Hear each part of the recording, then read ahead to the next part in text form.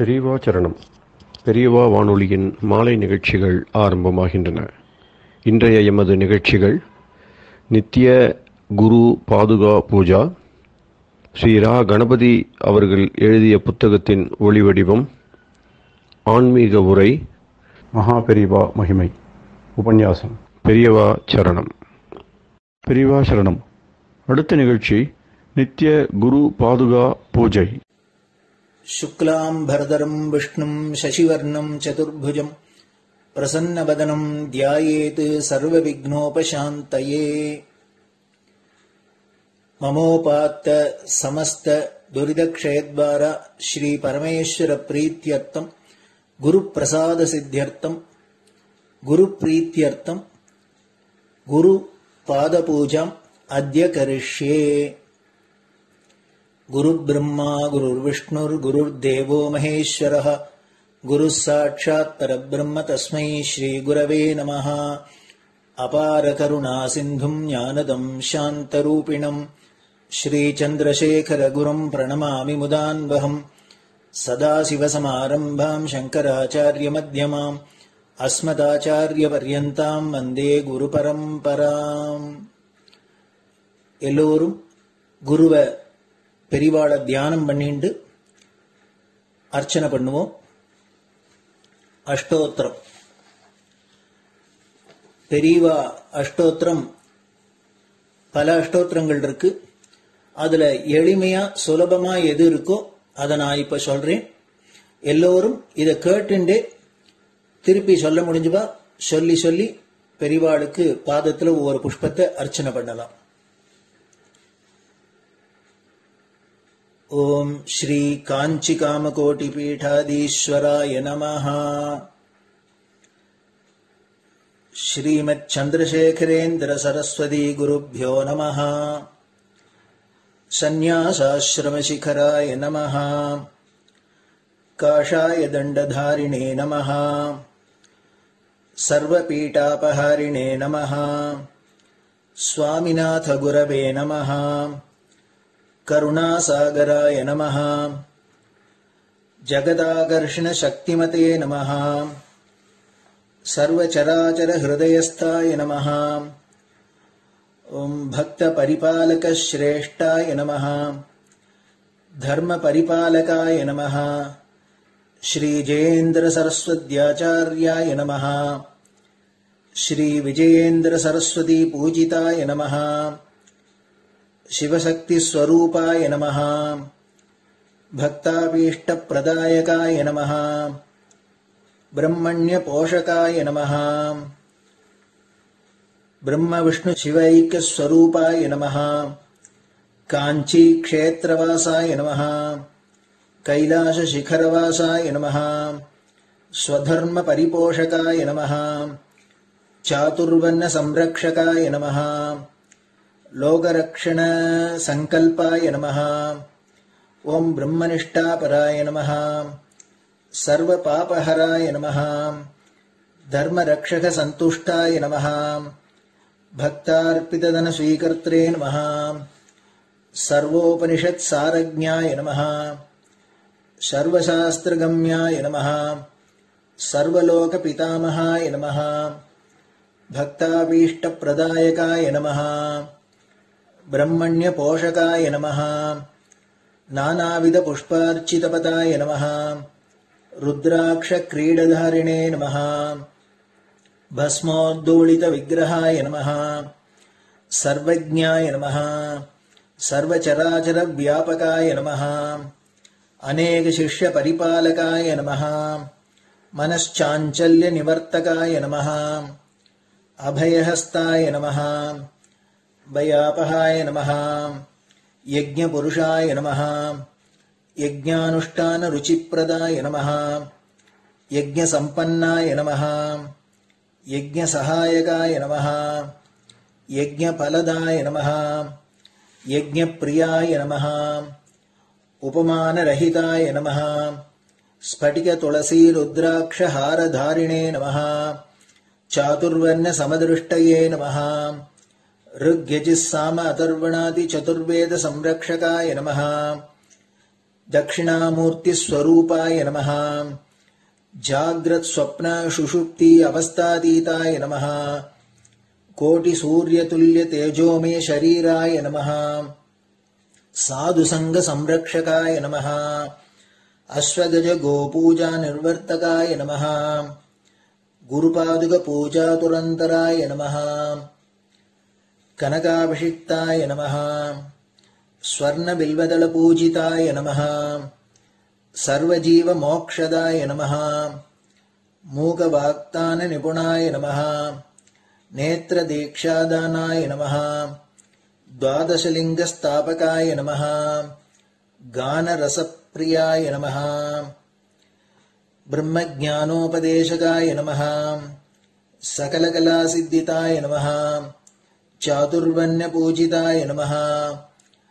अनेकभाषा संभाषण कोविताय नमः. अष्टसिद्धिप्रदायकाय नमः.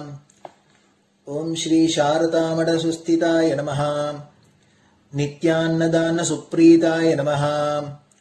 प्रार्थना मात्र सुलभाय नमः.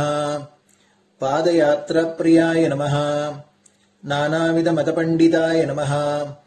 श्रुति स्मृति पुराणज्ञाय नमः. देव यक्ष किन्नर किंपुरुष पूज्याय नमः. श्रवणानंदकर कीर्तये नमः. दर्शनानंदाय नमः. अद्वैतानंद भरिताय नमः. अव्याच करुणामूर्तये नमः. शैव वैष्णवादि मान्याय नमः. श्री शंकराचार्याय नमः. दंड कमंडलूहस्ताय नमः. वीणा मृदंग सकलवाद्य नाथस्वरूपाय नमः. रामकथा रसिकाय नमः. वेद वेदांग आगमादि सकलकला सतस्प्रवर्तकाय नमः. हृदय गुहाशयाय नमः. शतरुद्रीय वर्णितस्वरूपाय नमः. केदारेश्वरनाथाय नमः. अविद्यानाशकाय नमः. निष्काम कर्मोपदेशकाय नमः. लघुभक्ति मार्गोपदेशकाय नमः. लिंगस्वरूपाय नमः. सालग्राम सूक्ष्मस्वरूपाय नमः. कालड्यां शंकर कीर्तिस्तंभ निर्माणकर्त्रे नमः. जितेन्द्रियाय नमः. शरणागत वत्सलाय नमः. श्रीशैल शिखरवासाय नमः. डमरुकनाद विनोदाय नमः. वृषभारूढ़ाय नमः. दुर्मद नाशकाय नमः. आभिचारिक दोषहर्त्रे नमः. मिताहाराय नमः. मृत्युविमोचक शक्त्याय नमः. श्री चक्रार्चन तत्पराय नमः. दासानुग्रह कारकाय नमः. अनुराधा नक्षत्र जाताय नमः. सर्वलोक ख्यातशीलाय नमः. वेंकटेश्वर चरण पद्म षट्पदाय नमः. श्री महात्रिपुर सुंदरी समेत श्री चंद्रमौलीश्वर पूजा प्रियाय नमः. श्रीमच्चंद्रशेखरेन्द्र सरस्वती सद्गुरु परब्रह्मणे नमः. गुरुभ्यो नमः. परमगुरुभ्यो नमः. परमेष्टिगुरुभ्यो नमः. परात्परगुरुभ्यो नमः. गुरुपरम्पराभ्यां नमः. गुरुपादुकाभ्यां नमो नमः.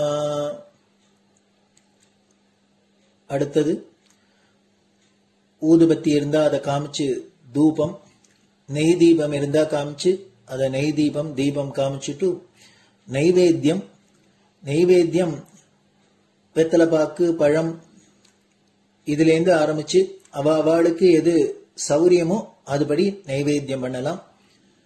அதுக்கு அடுத்தது கற்பூர ஹாரத்தி பண்ணி எல்லோரும் பிரதட்சிண நமஸ்காரம் பண்ணி பெரியவாள்கிட்ட பிரார்த்தனை பண்ணிண்டு எல்லோரும் க்ஷேமமா இருக்கணும், லோகம் பரம மங்களமா சௌக்கியமா இருக்கணும், எல்லோரும் வியாதி வெக்க இல்லாத ஆயுராரோக்கிய ஐஸ்வர்யத்தோட சாந்தம் அமைதியோட ஞான வைராக்கியத்தோட எல்லோரும் நல்லவர்களாயிருந்து நன்மையை அடையணும்னு பிரார்த்தனை பண்ணி இந்த பூஜையை தினம் செய்யலாம்.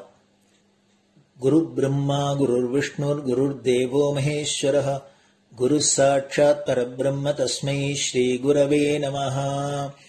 अपारकरुणा सिन्धुम् ज्ञानदम् शान्तरूपिणम् श्रीचन्द्रशेखरगुरुम् प्रणमामि मुदान्वहम्। सदाशिवसमारम्भाम् शङ्कराचार्यमध्यमाम् अस्मदाचार्यपर्यन्ताम् वन्दे गुरुपरम्पराम्.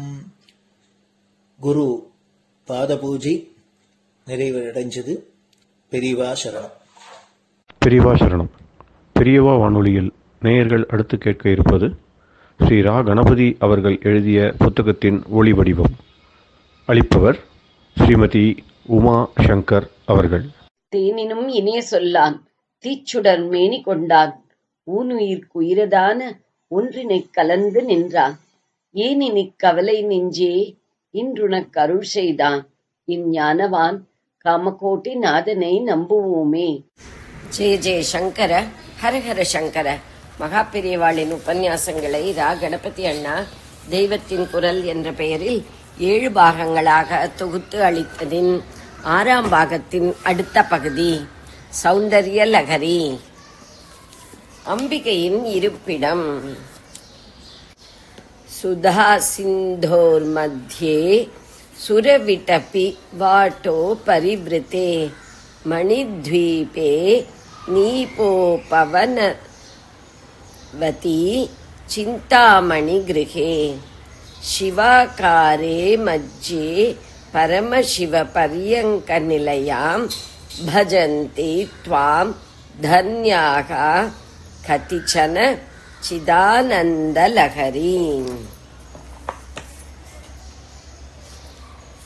சுதா சிந்தோகோ அமிர்தக்கடலின் மத்தியே நடுவில் சுரவிட்டபி வாட்டி பரிவ்ருதே கல்பக விருட்ச வனத்தினால் சூழப்பட்ட மணித்வீபே ரத்னமணியாலேயே ஆன தீவாகிய மணித்வீபத்தில் நீப உபவனவதி கதம்ப விருட்ச சோலையுடன் கூடியதாயுள்ள சிந்தாமணி கிருஹே நினைத்ததை அளிக்கும் சிந்தாமணிகளையே இழைத்து ஆக்கிய மாளிகையான சிந்தாமணி கிரகத்தில் சிவாகார மஞ்சே சிவ வடிவமான மஞ்சத்தில் பரமசிவ பரியங்க நிலையாம் பரமசிவனாகிய மெத்தையில் எழுந்தருளியுள்ள சிதானந்த லகரி ஞானானந்த பெருக்காகிய துவாம் உன்னை கதிச்சன எவரோ சில தன்யாக பாக்யசாலிகள் பஜந்தி வழிபடுகிறார்கள். சிவனுக்கு கைலாசம், விஷ்ணுவுக்கு வைகுண்டம் மாதிரி லலிதாம்பாளுக்கும் தனி லோகம் உண்டு. அவர்களுக்கு ஒவ்வொரு வாசஸ்தானம்தான். இவளுக்கோ 2.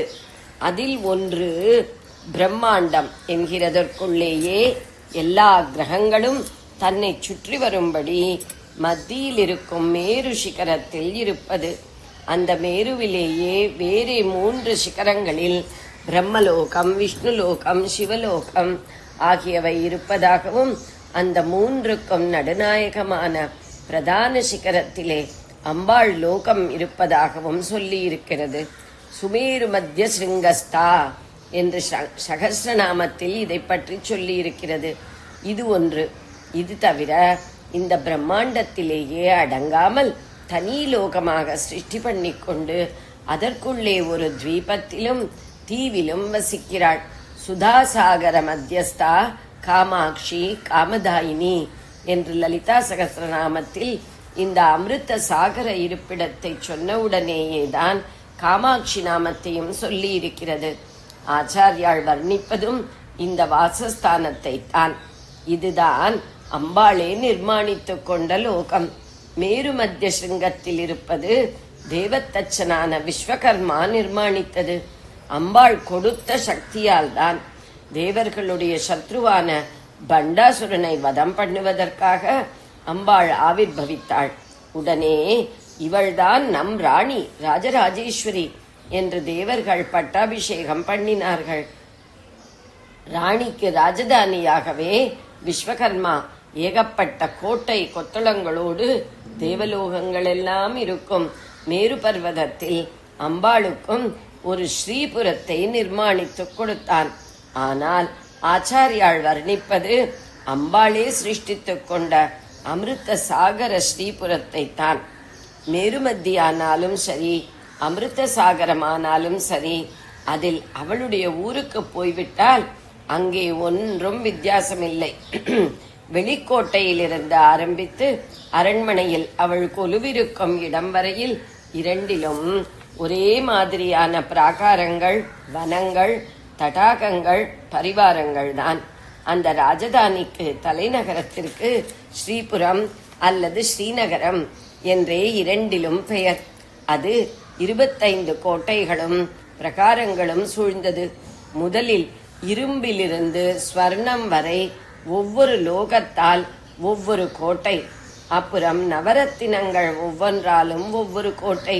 இப்படியே சூக்ஷ்மமாக போய் மனசாலேயே ஆன கோட்டை, புத்தியாலேயே ஆன கோட்டை, அகங்காரத்தால் ஆன கோட்டை எல்லாம் கூட உண்டு. கடைசியில் சூரிய தேஜஸ், சந்திர தேஜஸ், மன்மத தேஜஸ் இவற்றை கொண்டே ஒவ்வொரு கோட்டை. கோட்டைகளுக்கு நடுவே திவ்ய விருட்சங்கள் உள்ள பல வனங்கள், பல ஓடைகள் எல்லாம் தாண்டி போனால் 25வது ஆவரணத்தில், ஆவரணம் என்றாலும் பிராகாரம்தான், மகாபத்மவனம் என்று ஒரே தாமரை மயமாய் பூத்த ஓடை வரும். அது அகழி மாதிரி. அதற்குள்ளே செங்கல்லுக்கு பதில் சிந்தாமணி கல்களையே வைத்து கட்டியதான அம்பாளின் அரண்மனை வரும். துர்வாசரின் ஆத்யாத்விஷத்திலும் லலிதோபாக்கியானத்தின் பிற்பகுதியிலும் ஸ்ரீபுரத்தின் விரிவான வர்ணனை காணலாம். அரண்மனையில் இருக்கிற ராணி ராஜராஜேஸ்வரி என்பது ஒரு பக்கம். அப்படி பார்க்கிற போது சதசில் சிம்மாசனம் போட்டுக்கொண்டு தர்பார் நடத்துவாள். முன்னேயே சொன்னார் போல பஞ்ச பிரம்மங்களை 4 காலாகவும் மேல் பலகையாகவும் கொண்ட சிம்மாசனம். அதில் காமேஸ்வரன் மடியில் உட்கார்ந்து கொண்டு தர்பார் நடத்துவாள். ராணி என்ற அதிகார ஸ்தானத்தை முக்கியமாக வைக்காமல் பிரம்ம தத்துவத்தை லீலையில் திருப்பிய ஸ்ருங்காரமூர்த்தி என்று பார்க்கிற போது பகிரங்கமான ராஜசதஸாக இல்லாமல் ஏகாந்தமான அந்தப்புரத்தில் தரிசனம் தருவாள். அந்த தரிசனம் பெறுவதற்கு ரொம்பவும் உசந்த இந்திரிய நிகிரகம் பெற்றிருந்தால்தான் முடியும். தத்வார்த்தமான சிங்காரத்தை புரிந்து கொண்டு தத்துவத்துக்குள்ளே முழுகி போகிற பக்குவம் இருக்கிறவருக்கு மட்டுமே அப்படி தரிசனம் கிடைக்கும். சதசில் சிம்ஹாசனமாயிருந்த பஞ்சபிரம்மாசனம் இங்கே அந்தப்புரத்தில் மஞ்சமாக இருக்கும். அதிலே காமேஸ்வரனோடு அம்பாள் இருப்பாள். மேரு மத்தியிலே உள்ள ஸ்ரீபுரத்தில் தேவர்களுக்கெல்லாம் மேலே ராஜதர்பார் நடத்துகிற ராணியாகவும், அமிர்த சாகர மத்தியிலே உத்தமமான சாதகர்களுக்கு காமேஸ்வர பதிவிரதையான தாயாகவும் இருப்பாள். தாயாரும் தகப்பனாரும் ஒன்றிப் போய் அதிலேயே குழந்தையும் ஒன்றாக போய்விடும் பரம சாயுஜ்யம் வரை எல்லாம் அனுகிரகிப்பாள். அப்படிப்பட்ட அம்பாளுடைய வாசத்தை தான் அமிர்த சாகரத்திலிருந்து ஆரம்பித்து காமேஸ்வரனுடைய மடி வரையில் சுருக்கமாக இந்த 8வது ஸ்லோகத்தில் ஆச்சாரியால் வர்ணித்திருக்கிறார். ஸ்லோகத்தின் மூல வார்த்தைகளை ஒவ்வொரு சொற்றொடராக மனத்திற்குள் சொல்லிக் கொள்கிறார்கள் என்று தோன்றுகிறது. சொற்றொடர்களின் பொருளை மட்டும் வெளிப்பட மொழிகிறார்கள். அமிர்த சாகர மத்தியில் தேவலோக விருட்சங்கள் என்று 5: மந்தாரம், பாரிஜாத்தம், சந்தனம், கல்பகம், ஹரிச்சந்தனம் என்று. அப்படிப்பட்ட மரங்கள் அடர்ந்த அரண்யத்தினால் சூழப்பட்டதாக உள்ள மணித்வீபம் என்ற தீவிலே நிலம் முழுக்க மண்ணாகவோ கல்லாகவோ இல்லாமல் ரத்னமயமாகவே இருப்பதால் அப்படி பேர். அந்த தீவிலே நீபம் என்ற மரங்களை கொண்ட உபவனத்திலே கதம்பம் என்பதைத்தான் நீபம் என்றும் சொல்வது. பூலோகத்திலே அம்பாளுக்கு பிரியவாசமான மதுரையும் கதம்பவனமாக இருந்ததுதான். தமிழில் கடம்பம், கடப்பம் என்பது. முருகனுக்கும் அது ரொம்ப பிரீத்தி. கடம்பன் என்றே தமிழ் நூல்களில் அவருக்கு பெயர் சொல்லி இருக்கிறது. மணித்வீபத்தில் கதம்ப விருட்சங்களாலேயே ஆன உபவனம் இருக்கிறது. கதம்பவனவாசினீம் கதம்பவனசாரிணீம் கதம்பவனசாலையா கதம்பவன மத்தியகாம் என்றெல்லாமே அடிக்கு அடி ஆரம்பித்து ஆச்சாரியால் அஷ்டகம் பாடியிருக்கிறார். திரிபுர சுந்தர் அஷ்டகம் குழந்தைகளுக்கு கூட சொல்லிக் கொடுத்து அவை ஆசையாக கற்றுக்கொண்டு சொல்லும். கதம்பவனத்தில் ஆனந்தமாக அம்பாள் சஞ்சாரம் பண்ணி கொண்டிருப்பாள். மதுரையில் கதம்பவனம், மணித்வீபத்தில் உபவனம். உபவனம் என்றால் சிறிய வனம். பிளான் பண்ணி மனிதர்கள் வைத்த பார்க். முதலில் தீவு ஓரத்தில் கல்பகாதி திவ்ய விருட்சங்கள் காடாகவே இருக்கின்றன. அப்புறம் ராஜதானிக்கு கிட்டே கதம்பம் உபவனமாயிருக்கிறது. எங்கே பார்த்தாலும் டவுன்ஷிப் என்று கட்ட ஆரம்பித்து மரத்தை எல்லாம் வெட்டினோம். அப்புறம் மரமில்லாவிட்டால் லோக வாழ்க்கைக்கே அநேக தினசில் ஹானி வந்து விடுகிறது என்று புரிந்து கொண்டு இப்போது வனமகோத்சவம் கொண்டாடுகிறோம். அந்த உற்சவமும் பேப்பரில் தான் ஜாஸ்தி நடப்பதாக தெரிகிறது. ஆதி காலத்தில் இத்தனை டவுன்கள் இல்லாத போதே எந்த ஊராயிருந்தாலும் எல்லையில் உபவனம் இருக்கும். கோட்டையோடு கூடிய ராஜதானி என்றால் நிச்சயமாக இருக்கும். நேச்சர் அப்செட் ஆகாமல் அது காப்பாற்றியதோடு சத்ரு சைன்யத்திடமிருந்தும் ஊரை காப்பாற்றி கொடுத்தது. நீப உபவனம் சூழ்ந்த சிந்தாமணி கிரகத்திலே உத்தியானவனத்திற்குள் அம்பாளுடைய அரண்மனை. சிந்தாமணிகளாலேயே நிர்மாணம் பண்ணி ஜொலிக்கிற அரண்மனை.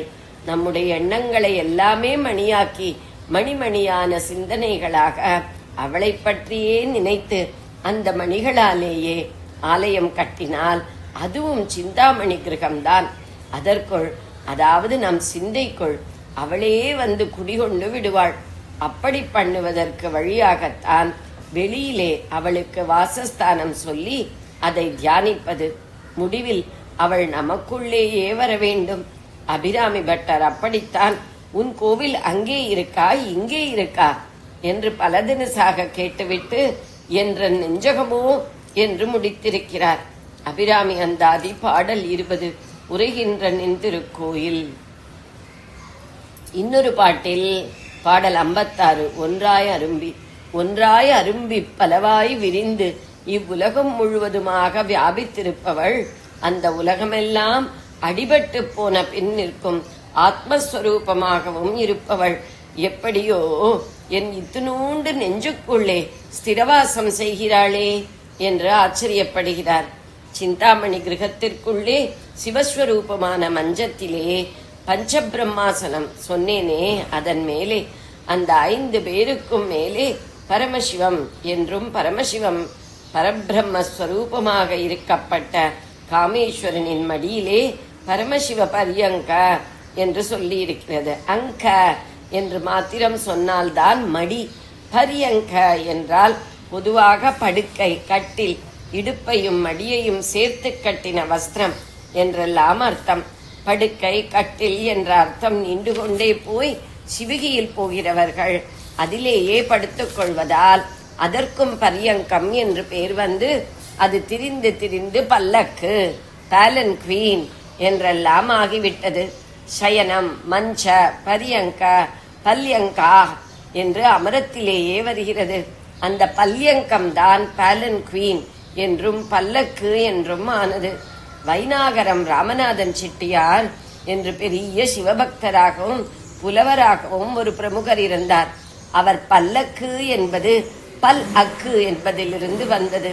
அதாவது பல அக்ஷங்கள், பல கண்கள் ஒரு பல்லக்கில் போகிறவரின் மேல் குவிந்திருக்குமாகையால் அந்த வாகனத்திற்கே அப்படி பேர் வந்துவிட்டது என்று சாதுரியமாக பாடினார்.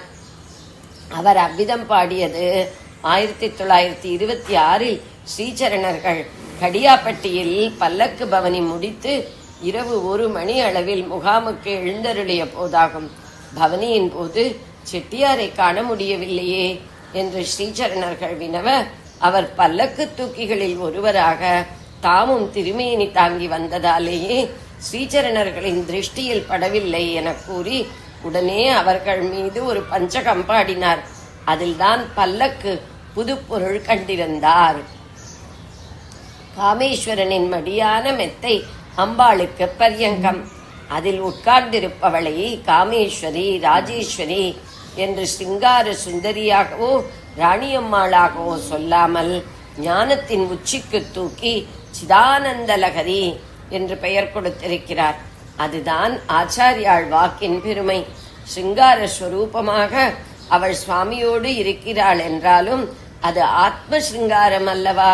சத்தை விட்டு பிரியாத சித்தின் ஆனந்த வெள்ளமாக இருக்கும் பிரேமை அல்லவா? அதனால்தான் இப்படி ஆகப்பட்ட லோகத்தில், ஊரில், கிரகத்தில், இன்ன ஆசனத்தில் உட்கார்ந்திருப்பது வாஸ்தவத்தில் சிதானந்த பிரவாகமே ஆக்கும் என்று முடித்திருக்கிறார். இப்படி ஒரு வாசஸ்தானத்தில் சிதானந்த லகரியாக உள்ள உன்னை யாரோ சில பாக்யசாலிகள் வழிபடுகிறார்கள் என்கிறார். பஜந்தி துவாம் தன்யாக கதிச்சன. சரியாக ப்ரோஸ் ஆர்டர் பண்ணினால் கதிச்சன தன்யாக துவாம் பஜந்தி என்பதற்கு ஒரு சில பாக்யசாலிகள் உன்னை பூஜிக்கிறார்கள் என்று அர்த்தம். ஏன் ஒரு சில? தேவி பூஜை பண்ணுபவர்களாக ரொம்ப பேர் இருக்காளே, அதுவும் இப்ப நாளுக்கு நாள் ஜாஸ்தி ஆயிண்டு வரதே. பூஜை என்று ரொம்ப பேர் பண்ணலாம், ஆனால் சும்மா மொணமொண பண்ணிவிட்டு ஒரு கற்பூரத்தை காட்டிவிட்டால் அது நிஜமான பூஜையாகி விடுமா? அப்படியானா எது நிஜமான பூஜை? எதுவென்றால் முன் ஸ்லோகத்திலே அவள் ரூபத்தை வர்ணித்ததொல்லியோ அதை நன்றாக மனசில் வாங்கிக் கொண்டு நிறுத்தி கொள்ள வேண்டும். இப்போது வர்ணித்த அவளுடைய வாசஸ்தானத்திலேயே நாம் இருப்பது போல நினைக்க வேண்டும். அவளுடைய அருளே அமிர்த சாகரமாகவும் கல்பக காடாகவும் நம்மை சுற்றி சூழ்ந்திருப்பதாகவும், அந்த அருளில் நாம் இருக்கும் பூமியே ரத்னமயமாகிவிட்டதாகவும், நம்முடைய பூஜா கிரகம் இஷ்டமானதையெல்லாம் தரும் சிந்தாமணியாலேயே கட்டியதாகவும் பாவனை ஏற்பட வேண்டும். அதுதான் சாலோக்கிய மோட்சம் என்பது. இஷ்ட தெய்வத்தின் லோகத்திற்கு நாம் போவது சாலோக்கிய மோட்சம் என்று பொதுவில் சொல்வது. நாம் எங்கே இருந்தாலும் அதுவே அந்த லோகம் என்று ஆக்கிக் கொண்டால் இன்னும் விசேஷம் என்று தோன்றுகிறது. சாலோக்கியத்திற்கு அப்புறம் சாமீபியம், சமீபத்திற்கு போவது. அமிர்த சாகர கரையிலிருந்து வனம், உபவனம், ஊர் எல்லாம் தாண்டி அரண்மனையில் அவளுடைய மஞ்சம் இருக்கிற இடத்திற்கே போய்விட்டால் சாமீபியம். மானசிகமாக அந்த சாமீபியத்தை சாதிக்க வேண்டும். சாலோக்கிய சாமீபங்களுக்கு அப்புறம் சாரூபியம். குழவி ரூபத்தை நினைத்து நினைத்து புழுவும் அப்படி ஆகிறது போல, அம்பாள் ரூபத்தை நினைத்து நினைத்து நாமும் அப்படி ஆகிவிடுவது சாரூபியம். முன் ஸ்லோகத்தில் சொன்ன ரூப வர்ணனையில் ஊறி ஊறி அந்த ரூபத்தை பரமசிவ பர்யங்கத்தில் உட்கார்ந்திருப்பதாக அப்படியே தியானித்தபடி இருந்தால் சாரூபிய முக்தி உண்டாகும். அப்புறம் முடிவாக சாயுஜ்ய முக்தி. ரூபத்தில் ஒரே மாதிரி இருப்பதற்கு முடிவாக தத்வசாரத்தில் ஒன்றாகவே ஆகிவிடுகிறது. அந்த தத்வசாரம் என்ன என்பதைத்தான் சிதானந்த லகரி என்கிறார். அந்த லகரியிலேயே வித்தியாசமில்லாமல் கரைந்து போய்விட வேண்டும். அதுதான் சாயுஜ்யம். கரைந்த பிற்பாடு பூஜையே இல்லை. அதனால் பூஜை என்று பண்ணும் நிலை இருக்கிற வரையில் மானசிகமாக அந்த பாவனை, கரைந்து போகிற அத்வைத பாவனை இருக்க வேண்டும் என்று அர்த்தம்.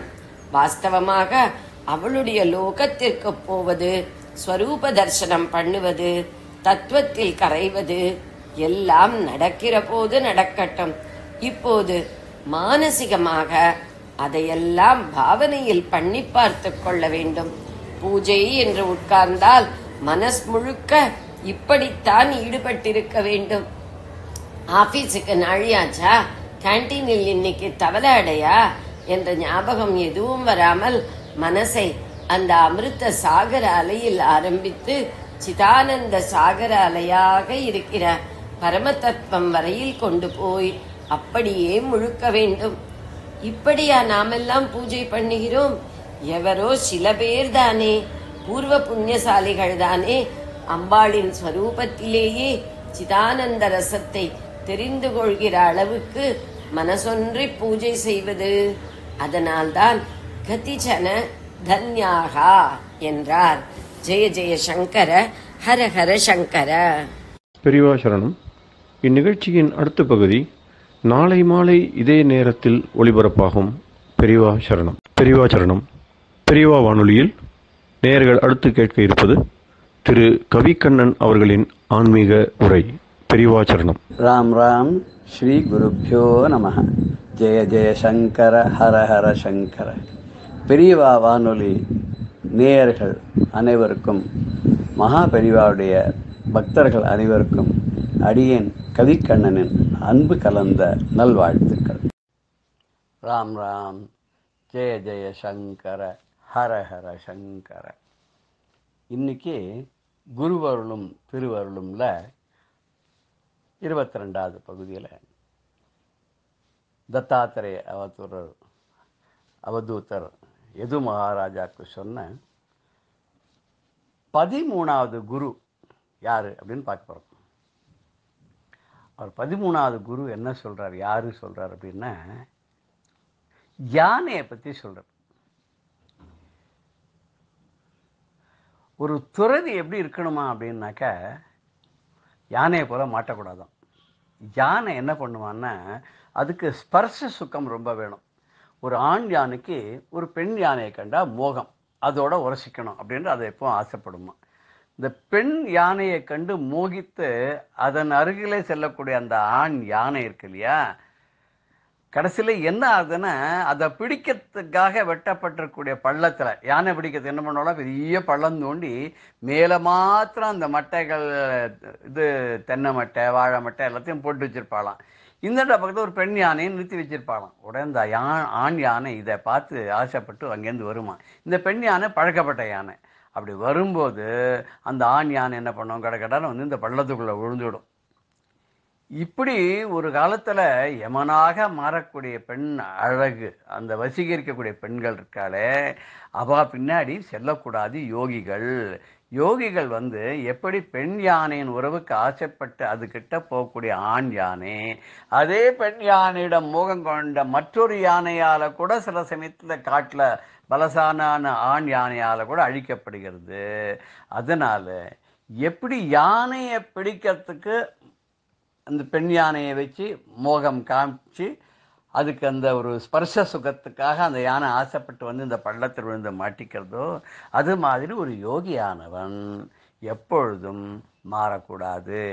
ஞானிகள் பெண்களிடம் மயங்கக்கூடாது அப்படின்னு சொல்றார். இவர் வந்து நம்மளை மாதிரி இல்லறத்தில் இருக்கிற வாழ்க்கையில் சம்சாரிகளுக்கெல்லாம் சொல்லலை.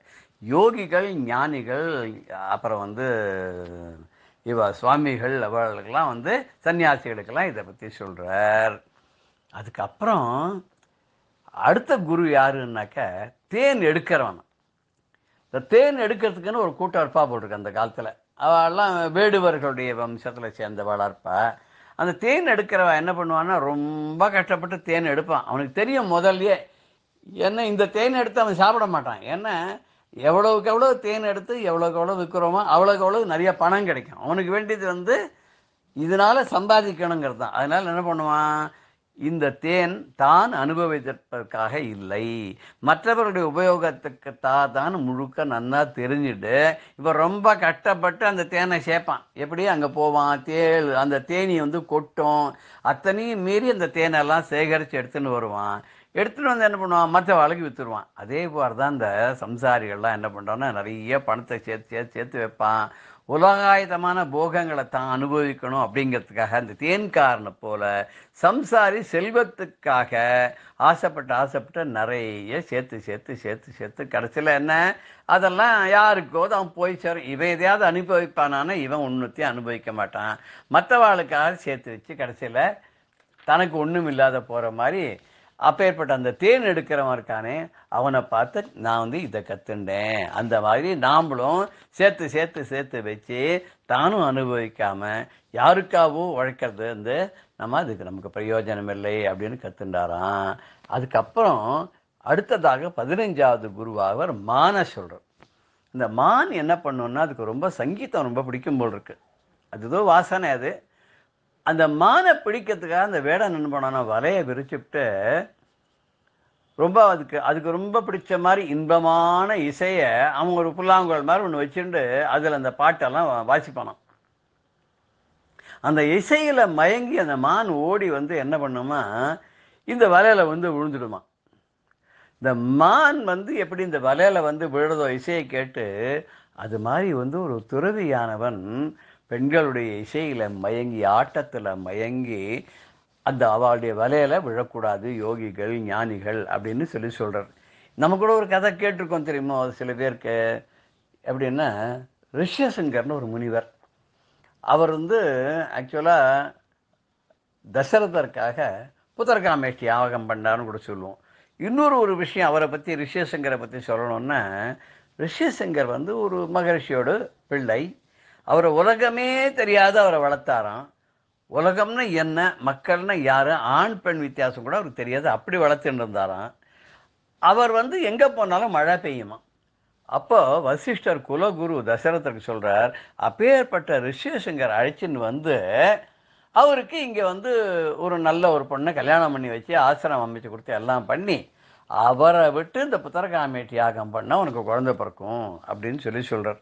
சரி, அவரை எப்படி அழைச்சின்னு வருதுன்றதுக்கு என்ன பண்ணார்னா, அவள் அப்பா இல்லாத சமயம் பார்த்து அந்த ரிஷ்யசங்கருடைய ஆசிரமத்து பக்கத்தில் இருக்கிற நதியில் ஓடத்தில் அழகான பெண்களெல்லாம் அனுப்பிச்சு ஆட்டம் பாட்டம்லாம் பண்ணி நைஸாக அவரை கவரப் பண்ணி அழைச்சின்னு வந்து இங்கே வந்து என்ன பண்ணுறாருன்னா, தசரதருடைய பொண்ணு ஒருத்தி இருந்தாலாம், சாந்தான்னு பேர் அவளுக்கு. அதாவது கௌசல்யா சுமித்ரா கைகைக்கு பிறக்காதவ, இன்னொருத்தருக்கு பிறந்தவன். அந்த சாந்தாங்கிற வந்து வேற பக்கத்து ஊர் ராஜாவுக்கு அவர் தத்து கொடுத்துட்டாருன்னு சொல்லுவா கதையில். அந்த பொண்ணை இந்த ரிஷ்யசங்கருக்கு கல்யாணம் பண்ணி வச்சு அவர் அங்கே ஆசிரமம் நடத்தின்னு இருக்கார். அவரை வச்சு புத்தரகாமேட்டி யாகம் பண்ணார். அதில் அப்போ தெரியும் நமக்கு, தேவதூதன் வந்தான், பாயசம் கொடுத்தான், 3 மனைவிகளுக்கும் கொடுத்தார், ராமா லக்ஷ்மணா பரத சத்ருக்னா பிறந்தாலாம் நமக்கு தெரியும். இதுலேருந்து அவர் என்ன சொல்ல வர்றாருன்னா, மான் வயிற்றில் பிறந்த ரிஷ்யசங்கர் பெண்களுடைய ஆட்டம் பாட்டத்தில் மனம் ஈடுபட்டதுனால அவர்களுடைய வசத்துக்கு ஆளாகி கடைசியில் என்ன ஆச்சு, அந்த ஆசிரமத்தெல்லாம் விட்டு அப்பாவோட நினச்சின்றது ஆசையெல்லாம் நிறைவேறாத அங்கே தசரதர்கிட்ட போய் மாட்டின்ட்டு அங்கே போய் அப்படியே ரிஷ்யசங்கர் முனிவர் அப்படியே அவர் பெரியவராக வந்துட்டார். அப்புறம் அதை பற்றி ஒன்றும் தப்பு கிடையாது, எதுவும் கிடையாது. பட் அவர் எப்படி வந்து ஒரு ஏகாந்தமான நிலையில் தபஸ்வியாக வளர்ந்தவர் எப்படி வந்து மாட்டினாருங்கிறதுக்கு காரணத்தை சொல்லி, பெண்கள் வசம் மாட்டக்கூடாது அப்படிங்கிற மாதிரி, இந்த மான் இசைக்க மயங்கிற மாதிரி இந்த ஆட்டம் பாட்டத்துக்கு மயங்கி போய் மாட்டக்கூடாதுங்கிறார். அடுத்ததாக வந்து மீனை சொல்கிறார். 16வதாக மீன் சொல்கிறார். மீன் என்ன பண்ணுமா அப்படின்னாக்க, அதுக்கு ருச்சி நாக்கு தான். இந்த தூண்டில் ஒரு புழுவை வச்சு அவன் என்ன பண்ணான், அந்த ஆற்றுக்குள்ளையோ குட்டைக்குள்ளையோ அதில் விடுவான் அந்த மீன் பிடிக்கிறவன். இது அந்த உள்ளுக்குள்ள அந்த மீன் தூண்டில் இருக்கிற அந்த புழுவை பார்த்து அந்த மீன் என்ன பண்ணால் ஆசைப்பட்டு அதை சாப்பிடணும்னு வரும். அதை சாப்பிடணும்னு வந்துட்டு என்ன ஆகும்னா, அந்த புழுவை பிடிக்க போகும்போது அதில் இருக்கிற முள்ளில் இதனோட வாய் மாட்டின்னுடும். ஆடினோன்னு துடிக்கும். துடித்த உடனே என்ன தப்பிச்சுக்கிறதுக்காக அப்போ அந்த மீன் பிடிக்கிறான், அதை வெளியில் இழுத்துடுவான். அப்போ என்னாச்சு, முடிஞ்சு போச்சு, கதை முடிஞ்சு போச்சு. தூண்டில் முள்ளில் சொருகி வைக்கப்பட்ட இந்த சுவையான உணவுக்கு ஆசைப்பட்டு அதில் சிக்கிண்டு உயிரை விடுற மீனை போல நம்ம புத்தி இழந்த மனிதன் வந்து சுவையான பொருள்களுக்கு மயங்கி நாக்குக்கு அடிமையாகி இந்த மரணத்தை தானாகவே சென்று அடைகிறானே. அப்படி பண்ணக்கூடாது. விவேகமுள்ள மனிதன் என்ன பண்ணுவான்னா, ஆகாரத்தை கட்டுப்படுத்தி மற்ற இந்திரியங்களெல்லாம் ஜெயிக்கிறானா. நாக்கை வென்றாலே போருமா, நாவை அடைக்கினாலே போருமா. நாவடக்கம் பண்ணோம்னா 2 விதத்துக்கு சொல்கிறது. ஒன்று ருச்சிகரமான பொருள்லாம், அதாவது சொல்லுவா எல்லாம் வாய்க்கு ருச்சியாக இருக்கிறதெல்லாம் வயிற்றுக்கு வேதனை தரும்னுவா. அது மாதிரி ரொம்ப சுவையாக இருக்குன்னு சொல்லி அள்ளி சாப்பிடக்கூடாது. எதுவுமே மிதமாக ஹிதமாக உண்ணுன்னு சொல்லுவா இல்லையா. அதனால் நாக்கு வந்து ஒரு சுவை நுகர் புலன் மட்டும்தான், அது கட்டுக்கு வரதில்லை. நாம தான் அதை கட்டுப்படுத்தணும். அந்த நாவை கட்டுப்படுத்திட்டோம்னா, அந்த ஆசையை நம்ம வந்து குறைச்சிட்டோம்னு சொன்னால் எல்லா இந்திரியங்களும் அடக்கிடலாம். ஆனால் அந்த நாக்கு அடக்கிறது ரொம்ப கஷ்டம். அந்த நாக்கு அடக்காத வரையும் மற்ற புலன்களை நம்ம வெல்ல முடியாது. அப்படிங்கிறதுனால நாக்கை கட்டுப்படுத்தி விட்டாலே மற்ற இந்திரியங்கள் தானாக கட்டுப்படும் அப்படிங்கிற ஒரு விஷயத்த இங்கே ரொம்ப அழகாக நம்ம தத்தாத்திரேய அவதூதர் யது மகாராஜாக்கு சொல்கிறார். அடுத்த குரு யாருன்னா, இது வந்து 17வது குரு. 17வது குரு ரொம்ப வேடிக்கையான குரு. யாருன்னா, பிங்களை அப்படின்னு ஒருத்தி. இந்த பிங்களைங்கிற ஒரு தாசி, அந்த காலத்தில் வேசின்னு சொல்லுவாள். அவள் தினம்னா ரொம்ப அழகாக ட்ரெஸ் பண்ணிட்டு ஆண்களை மயக்கிற மாதிரி சாயங்காலம் ஆனால் வாசலில் வந்து நின்றுட்டுருப்பா. அங்கே வெளியூர்லேருந்து வரவா போகிறவா அந்த மாதிரி சில பேர்லாம் வந்து பெண்கள் மீது நாட்டம் கொண்டவர்கள், ஆசை கொண்டவர்கள், மோகம் கொண்டவர்கள், அவெல்லாம் என்ன பண்ணுவான்னா இவளை தேடி போவா. அதில் அவள் நிறைய பணம் கொடுப்பா. யார் நிறைய பணம் கொடுக்குறாளோ அவளை ரொம்ப ஆசிரியச்சு இருப்பாள். ஒரு நாளைக்கு என்ன ஆகுதுன்னு அவள் வந்து வாசலில் நிற்கிறா, யாருமே வரல. ரொம்ப நேரம் நின்று காத்திருந்து பார்க்குறா, எல்லாம் இவளை தாண்டி போகிறாளே தவிர யாருமே இவகிட்ட வரல. அப்போ அவளுக்கு தோணுறது, ஒருவேளை நம்மளை விட அழகான யாரோ ஒருத்தர், இளமையான ஒருத்தர் கிடச்சிட்டா போல் இருக்கு, அதனால தான் எல்லாரும் அந்த பக்கம் போயிடுறா, நம்மக்கிட்ட வரமாட்டேங்கிறா அப்படின்னு உள்ளே போய் கண்ணாடியில் பார்த்துக்கிறான்னு நினைக்கிறேன். பார்த்தா அப்போ தான் அவளுக்கு நிறைய முடியெல்லாம் வந்து விட்டதெல்லாம் தெரியுது. இந்த காலத்தில் மாதிரி அந்த காலத்தில் அந்த நிறையெல்லாம் போக்கிக்கிறதுக்கு அந்த மையல் சாயம்லாம் வச்சுருக்காள், அதெல்லாம் இல்லை போல் இருக்கு. அவள் அங்கே போய் பார்த்த உடனே தனக்கு முதுமை வந்துட்டுருக்கு, முகத்தில் சுருக்கங்கள்லாம் வந்துட்டுருக்குதுன்னு அவளுக்கு புரியுறது. ஆஹாஹா, இந்த உடலுக்கு ஒரு அழகும் ஒரு சோபையும் ஒரு வசீகரமும் இருக்கிற வரைக்கும் தான் இவாள்லாம் நம்மளை வந்து அணுகி வருவா, அவளுடைய மோகத்தை தணிக்கிறதுக்காக நம்மளை உபயோகப்படுத்திப்பா. ஒரு ஸ்டேஜுக்கு அப்புறம் நம்மளை விட ரொம்ப அழகான யாராவத்தர் கிடச்சிட்டா அவள் விட்டுட்டு போயிடுவா. இந்த சரீரமும் அழிந்து போயிடும். ஒரு காலத்துக்கு அப்புறம் இந்த சரீரம் உபயோகப்படாது. சீரியத்தை சரீரகான்னு சொல்கிற மாதிரி அழிந்து போகக்கூடியது சரீரங்கிறதுனால இந்த உடலும் அழியக்கூடிய உலகம். இத்தனை நாளாக நான் வந்து கடவுளை மறந்து இந்த கெட்ட தொழிலில் ஈடுபட்டு என்னை அழித்து கொண்டு விட்டேனே, உள்ளுக்குள்ளே இருக்கிற பரமாத்மாவை நான் ரியலைஸ் பண்ணவே இல்லையே, எவ்வளோ பெரிய இகழ்ச்சிக்குரியான இந்த தொழிலை நான் பண்ணிட்டு என் உடலையும் உள்ளத்தையும் வீணாக்கி விட்டேனே.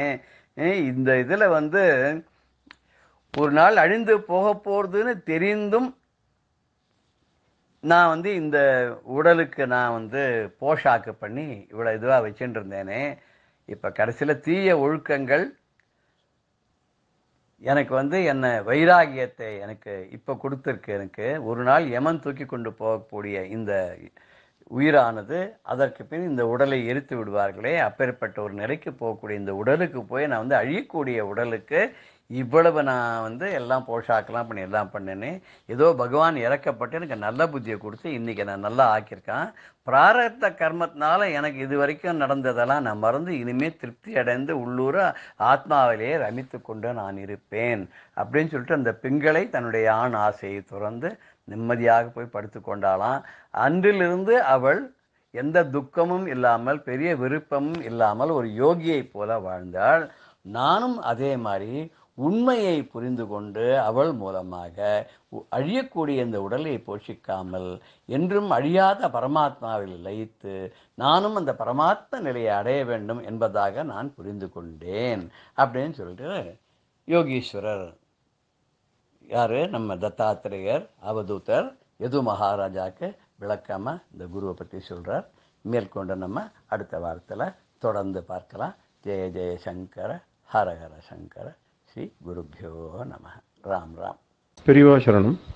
இந்நிகழ்ச்சியின் அடுத்த பகுதி நாளை மாலை இதே நேரத்தில் ஒளிபரப்பாகும். பெரியவா சரணம். பெரியவா சரணம். அடுத்த நிகழ்ச்சி மகா பெரியவா மகிமை உபன்யாசம். வழங்குபவர் பிரம்மஸ்ரீ கணேச சர்மா அவர்கள்.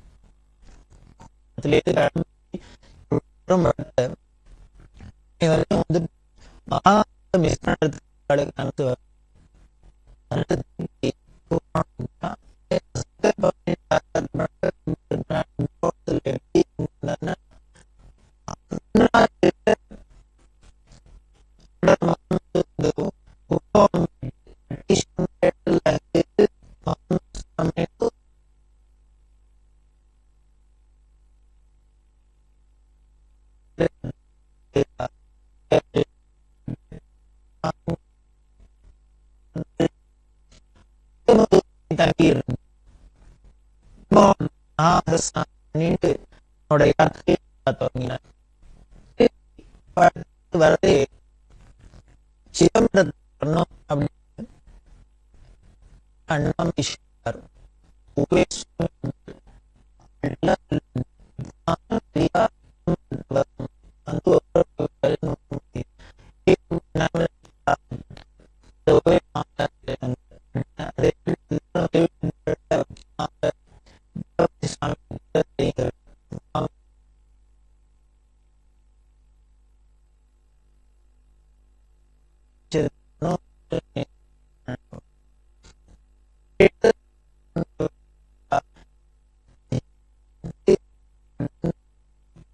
அதுக்கு முன்னால பெரியவாளுக்கு முன்னால இருந்த ஆச்சாரியாள்ல ஒரு 5-6 ஆச்சாரியாள் பீடாதிபதிகள் கிட்டத்தட்ட ஒரு 200 வருஷமா சிதம்பரத்துக்கே அவ விஜயம் பண்ணல.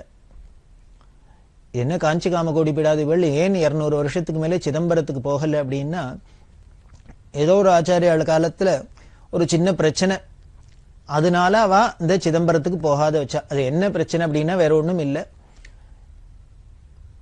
ஆச்சாரியால் அங்க போயிருக்கிற காமகோடி பீடாதிபதிகள் அங்க போனா, சிதம்பரத்துக்கு போனா எந்த கோவில்ல போனாலும் அந்த சிவாச்சாரியால் என்ன பண்ணுவா, சுவாமிக்கு தீபாரதனை காமிச்சு அந்த விபூதி குங்குமம் இதான பிரசாதத்தை அவ கையால கொடுக்கறது, சேவார்த்திகள் பக்தாள்லாம் எல்லாரும் வாங்கிக்கிறது அப்படின்னு சம்பிரதாயம். ஆனா இங்க தரிசனம் பண்ண போற ஆச்சாரியால் ஜெகத்குருவா இருக்கிறதுனால, காஞ்சி காமகோடி பீடாதிபதிகளா இருக்கிறதுனால இவாதான் அடுத்தவாளுக்கு பிரசாதம் கொடுக்கிற சம்பிரதாயமே வழிய வேற இன்னொருத்தர் பிரசாதம் நேரா அவ கையிலேருந்து வாங்கிக்கிறதுங்கிற ஒரு சம்பிரதாயம் இல்லை. அப்போ கோவிலுக்கெல்லாம் போனா என்ன பண்ணுவான்னு, அவ தீபாரதனை காமிப்பா, அப்படி கொண்டு முன்னால வைப்பா, அவ எடுத்துப்பா. அதே மாதிரி அவ விபூதியோ குங்குமோ பிரசாதத்தை கொண்டு முன்னால வச்சிருவா, அவளாவே ஸ்வீகரிச்சுக்கிறது அப்படிங்கிற ஒரு சம்பிரதாயம். அந்த சம்பிரதாயத்தை ஒட்டி தான் அந்த ஆச்சாரியாலும் இங்க சிதம்பரத்துக்கு போனா. அங்கானா தீட்சிதர்கள்லாம் என்ன பண்ணா, நாங்க சாட்சாத் பரமேஸ்வரனோட கைலாசத்திலேருந்து வந்திருக்கிறதுனால இங்க நாங்க தான் எல்லாருக்கும் கொடுக்கிற சம்பிரதாயம் அப்படின்னு, நாங்க தான் கொடுப்போம் அப்படின்னு சொல்ல, இவா இங்க வாங்குற சம்பிரதாயம் இல்லை அப்படின்னு இருக்கிறதுனால இவா சாஸ்திரத்தை சொல்ல அதுல சின்ன ஒரு தகராறு அப்படின்னு சொல்லப்படாது, ஒரு சின்ன அபிப்பிராய பேதம் வந்துடுத்து. இதை வேண்டாம் அப்படிங்கிறதுனால இதை அவாய்ட் பண்ணணும், அனாவசியமா ஒரு பிரச்சனை வேண்டாம் அப்படிங்கிறதுனாலயே அதுக்கப்புறம் இருந்த 200 வருஷமா காஞ்சி காமகோடி பீடாதிபதிகள் அந்த சிதம்பரத்துக்கு போய் தரிசனம் பண்றது இல்லை அப்படின்னு வச்சிருந்தா. அதாவது சிதம்பரத்துக்கு போனா கூட வெளியிலேயே பிரதட்சணம் பண்ணிட்டு கோபுர தரிசனமே கோடி பாப்ப விமோச்சனம் அப்படின்லாம் சொல்றோம். அப்படிதான் பண்ணியிருந்தாலே உள்ளுக்குள்ள சபையில போய் சன்னதியில போய் தரிசனம் பண்றது இல்லைன்னு வச்சிருந்தா. இந்த சம்பிரதாயத்தை மாத்தணும்னு தான் அண்ணாமலை செட்டியாருக்கு ஆசை. அந்த தண்டபாணி சுவாமி தீட்சிதர் முதலான பரம பக்தாளுக்கெல்லாம் ஆசை. இப்பேற்பட்ட ஜெகத்குரு ஆச்சாரியால் நம்ம கோவிலுக்கு வரணும், இங்க வந்து தரிசனம் பண்ணணும் அப்படிங்கறதுல ஆசைப்பட்டு அதைத்தான் அண்ணாமலை செட்டியார் ஊவே சுவாமிநாதர், ஏன்னா சுவாமிநாதர் அடிக்கடி பெரியவாள்கிட்ட வந்து பேசிட்டு ரொம்ப பிரியமா இருந்ததுனால, நீங்க சொல்லுங்க எப்படியானும் பெரியவா வரணும், ஒரு தரமான சிதம்பரத்துக்கு வந்து தரிசனம் பண்ணும் அப்படின்னு சொல்ல ஊவே சுவாமிநாதரும் வற்புறுத்த, இந்த தண்டபாணி சுவாமி தீட்சிதரும் வற்புறுத்த, எல்லா பக்தாலும் அப்படி சொன்னதுக்கு அப்புறம் பிரார்த்தனைக்கு இணங்கி பெரியவா இந்த 1933 வருஷம் சிதம்பரத்துக்கு வந்தா. சிதம்பரம் பெரிய மகாக்ஷேத்திரம், பூமிக்கு ஹிருதயஸ்தானம் அப்படின்னு சொல்லப்பட்டிருக்கு. ஹிருதயாகாசம் அப்படிங்கிற எல்லா மனுஷாளுக்குமே, மனுஷா இந்த சரீரம்ங்கிறதே பஞ்சபூதங்களோட சேர்க்கையினால இருந்ததுதான். இந்த உலகத்துல அண்டச்சராச்சரத்துல பிரபஞ்சத்துல எல்லாமே இந்த பஞ்சபூதங்களோட சேர்க்கையில ஒரு காம்பினேஷன் தான். ஆகாசம், பூமி, நீர், நெருப்பு, வாயு அப்படிங்கிற இந்த பஞ்சபூதங்கள்னால செய்யப்பட்டுதான் அதோட சேர்க்கை காம்பினேஷன் தான். அது ஒவ்வொன்றுத்துல ஒவ்வொரு வித்தியாசம், அந்த ரேஷியோ மாறி இருக்கும். அப்படி இருக்கிறதுல இந்த சரீரமுமே பஞ்சபூதத்தினால ஆனதுதான். பஞ்சபௌதீகமான சரீரம், பௌதீகம் அப்படின்னே சொல்றோம் விஞ்ஞானத்துல. அதுக்குள்ள ஹிருதயாகாசம் அப்படின்னு ஆகாசம் எங்க இருக்கு, ஆகாசம்ங்கிறது எங்க இருக்குன்னு, அந்த வெளி உள்ளுக்குள்ள ஹிருதயத்துக்குள்ள இருக்கு, அதிசூக்ஷ்மமா இருக்குன்னு சாஸ்திரம் சொல்றது. அந்த ஹிருதய ஆகாசத்துக்குள்ள என்ன இருக்குன்னு, எப்பொழுதும் நம்ம ஆத்மஸ்வரூபமான அந்த அந்தராத்மாங்கிறது அது உள்ளுக்குள்ள இருக்கு. இந்த சரீரம்ங்கிற கூடு, அந்த சரீரத்துக்குள்ள உள்ள ஹிருதயஸ்தானம், சென்டரா ஒரு ஹிருதயம் அப்படிங்கிற ஸ்தானம், அதுக்குள்ள ஒரு வெளி, ஆகாசம் வெளி அப்படின்னு தமிழ்ல சொல்லுவா. அதுக்குள்ளதான் இந்த ஆத்மஸ்வரூபம் அப்படிங்கிறது சூக்ஷ்மமா ஆத்மாங்கிறது இருக்கு. இதத்தான் வெளியில பண்ணினாக்க சிதம்பரம்ங்கிற க்ஷேத்திரம். இந்த பூமிங்கிறது ஒரு பெரிய சரீரம் அப்படின்னா அந்த பூமிங்கிற சரீரத்துக்கு ஹிருதயஸ்தானமா இருக்கிறது இந்த சிதம்பரம்ங்கிற க்ஷேத்திரம். முன்னாலே பார்த்திருக்கோம் காஞ்சிங்கிறது நாபிஸ்தானம் அப்படின்னு. ஒரு ஆள் இருந்தாக்க அவருக்கு காலு, கை, வயிறு, ஹிருதயம், கண்ணு, மூக்கு எல்லாம் இருக்குமே. அது மாதிரி இந்த பூமிங்கிற இந்த விராட் புருஷனுக்கு நாபிஸ்தானம், தொப்புள் ஸ்தானம் காஞ்சி. மூலாதாரம் அப்படின்னு சொல்லக்கூடிய மூலாதார ஸ்தானம் அதுதான் திருவாரூர் அப்படிங்கிறது. ஹிருதயஸ்தானம் தான் சிதம்பரம் அப்படிங்கிறது. சித் அம்பரம் அப்படிங்கிறோம். இதய வழி அதுதான் சிதம்பரம். அந்த சிதம்பரத்துல இந்த தத்துவத்தை குறிக்கிறதா தான் இருக்கு. ஆகாச க்ஷேத்திரம், ஆகாச க்ஷேத்திரம் பஞ்சலிங்கத்துல அப்படின்னு சொல்றோம். அந்த பஞ்சலிங்கத்துல அந்த சென்டர்ல எப்படி நமக்கு உள்ளுக்குள்ள ஆத்மா இருக்கோ அதே மாதிரி அந்த சென்டர்ல நடுப்புற சபையில சாட்சாத் ஆனந்த ஸ்வரூபமா ஆத்மஸ்வரூபமா நடராஜங்கிற மூர்த்தி இருக்கு. இந்த நடராஜ மூர்த்தியோட தத்துவமே அந்த கோலமே ரொம்ப பெரிய தத்துவமயமானது. ஆனந்தம் தான் இருக்கு. அதாவது நம்மளோட அந்த ஆத்மாவோட ஸ்வரூபம் என்னன்னு ஆனந்தம் தான் ஸ்வரூபம், ஆனந்தம் தான் பிரம்மம் அப்படின்னு வேதமே அப்படித்தானே சொல்றது. அந்த ஆனந்த நடராஜன் அப்படின்னு சொல்றோம். ஆனந்தம் இருந்தா என்ன பண்ணுவோம்? எல்லாருக்கும் நல்ல மூடு இருந்து சந்தோஷமா இருந்தா உடனே ஆடிப்பாடின்னு குதிச்சுட்டு இருப்போம்.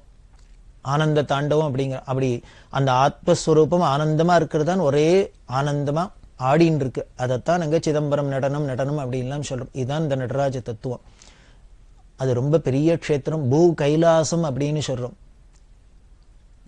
பரமேஸ்வரன் இருக்கிறது ஒரிஜினல் கைலாசம் எங்க இருக்கு அதே மாதிரி இங்க பூமியில இருக்கிற கைலாசம் இந்த சிதம்பரம் அப்படின்னு சொல்றோம். இந்த சிதம்பரத்துக்கு பல பெருமைகள் உண்டு. அதுல நடராஜா ஆடுற சபையில 5 சபை அப்படின்னு சொல்லுவா, பஞ்ச சபை அப்படின்னு சொல்லுவா. அதுல கனக சபை அப்படின்னு பேரு. பொன்னம்பலம் அப்படின்னு தமிழ்ல சொல்றோம். பொன்னால வேயப்பட்ட சபை அதுல ஆடின்னு இருக்கார், ஆனந்தமயமா இருக்கார் சாட்சாத் பரமேஸ்வரன். இந்த பராந்தக சோழன் அப்படிங்கிறவன் அதுக்கு பொன் வேய்ந்ததா நமக்கு சரித்திர ரீதியா சொல்றார். ஆனால் என்ன அப்படின்னா அதுக்கு முன்னாலேருந்தே அது கனகசபையா தான் இருந்திருக்கு. இந்த கனகசபை அப்படிங்கிற பொன்னம்பலங்கிற பேர் பராந்தகனுக்கு முன்னாலேருந்தே இருக்கு. அதனால இந்த பராந்தகன் அதை திருப்பி ரெனோவேட் பண்ணி இன்னைக்கு நாம பார்க்கிற அந்த பொற்சபைய நமக்கு கைங்கரியம் பண்ணியிருக்கான வழியா அதுக்கு முன்னாலேயும் அது பொற்சபையாவே தான் இருந்தது, கனகசபையாவே தான் இருந்தது. அப்படி பல ராஜாக்கள்லாம் அங்க கைங்கரியம் பண்ணியிருக்கா. சோழ ராஜாக்கள்லாம் தேவாரம் அப்படிங்கிற பொக்கிஷம்லாம் தமிழ் மறை அப்படின்னு சொல்லக்கூடியது உலகத்துக்கு கிடைச்சதே இந்த சிதம்பரம் நடராஜா அனுகிரகத்தினால்தான். அது ராஜராஜ சோழனோட பெருமுயற்சியால நடந்தது அப்படின்னு வரலாறு தெரிஞ்சவா எல்லாருக்குமே தெரிஞ்சிருக்கும். அப்படி அவ்வளவு மகிமை உள்ளது அந்த சிதம்பர க்ஷேத்திரம் நடராஜா.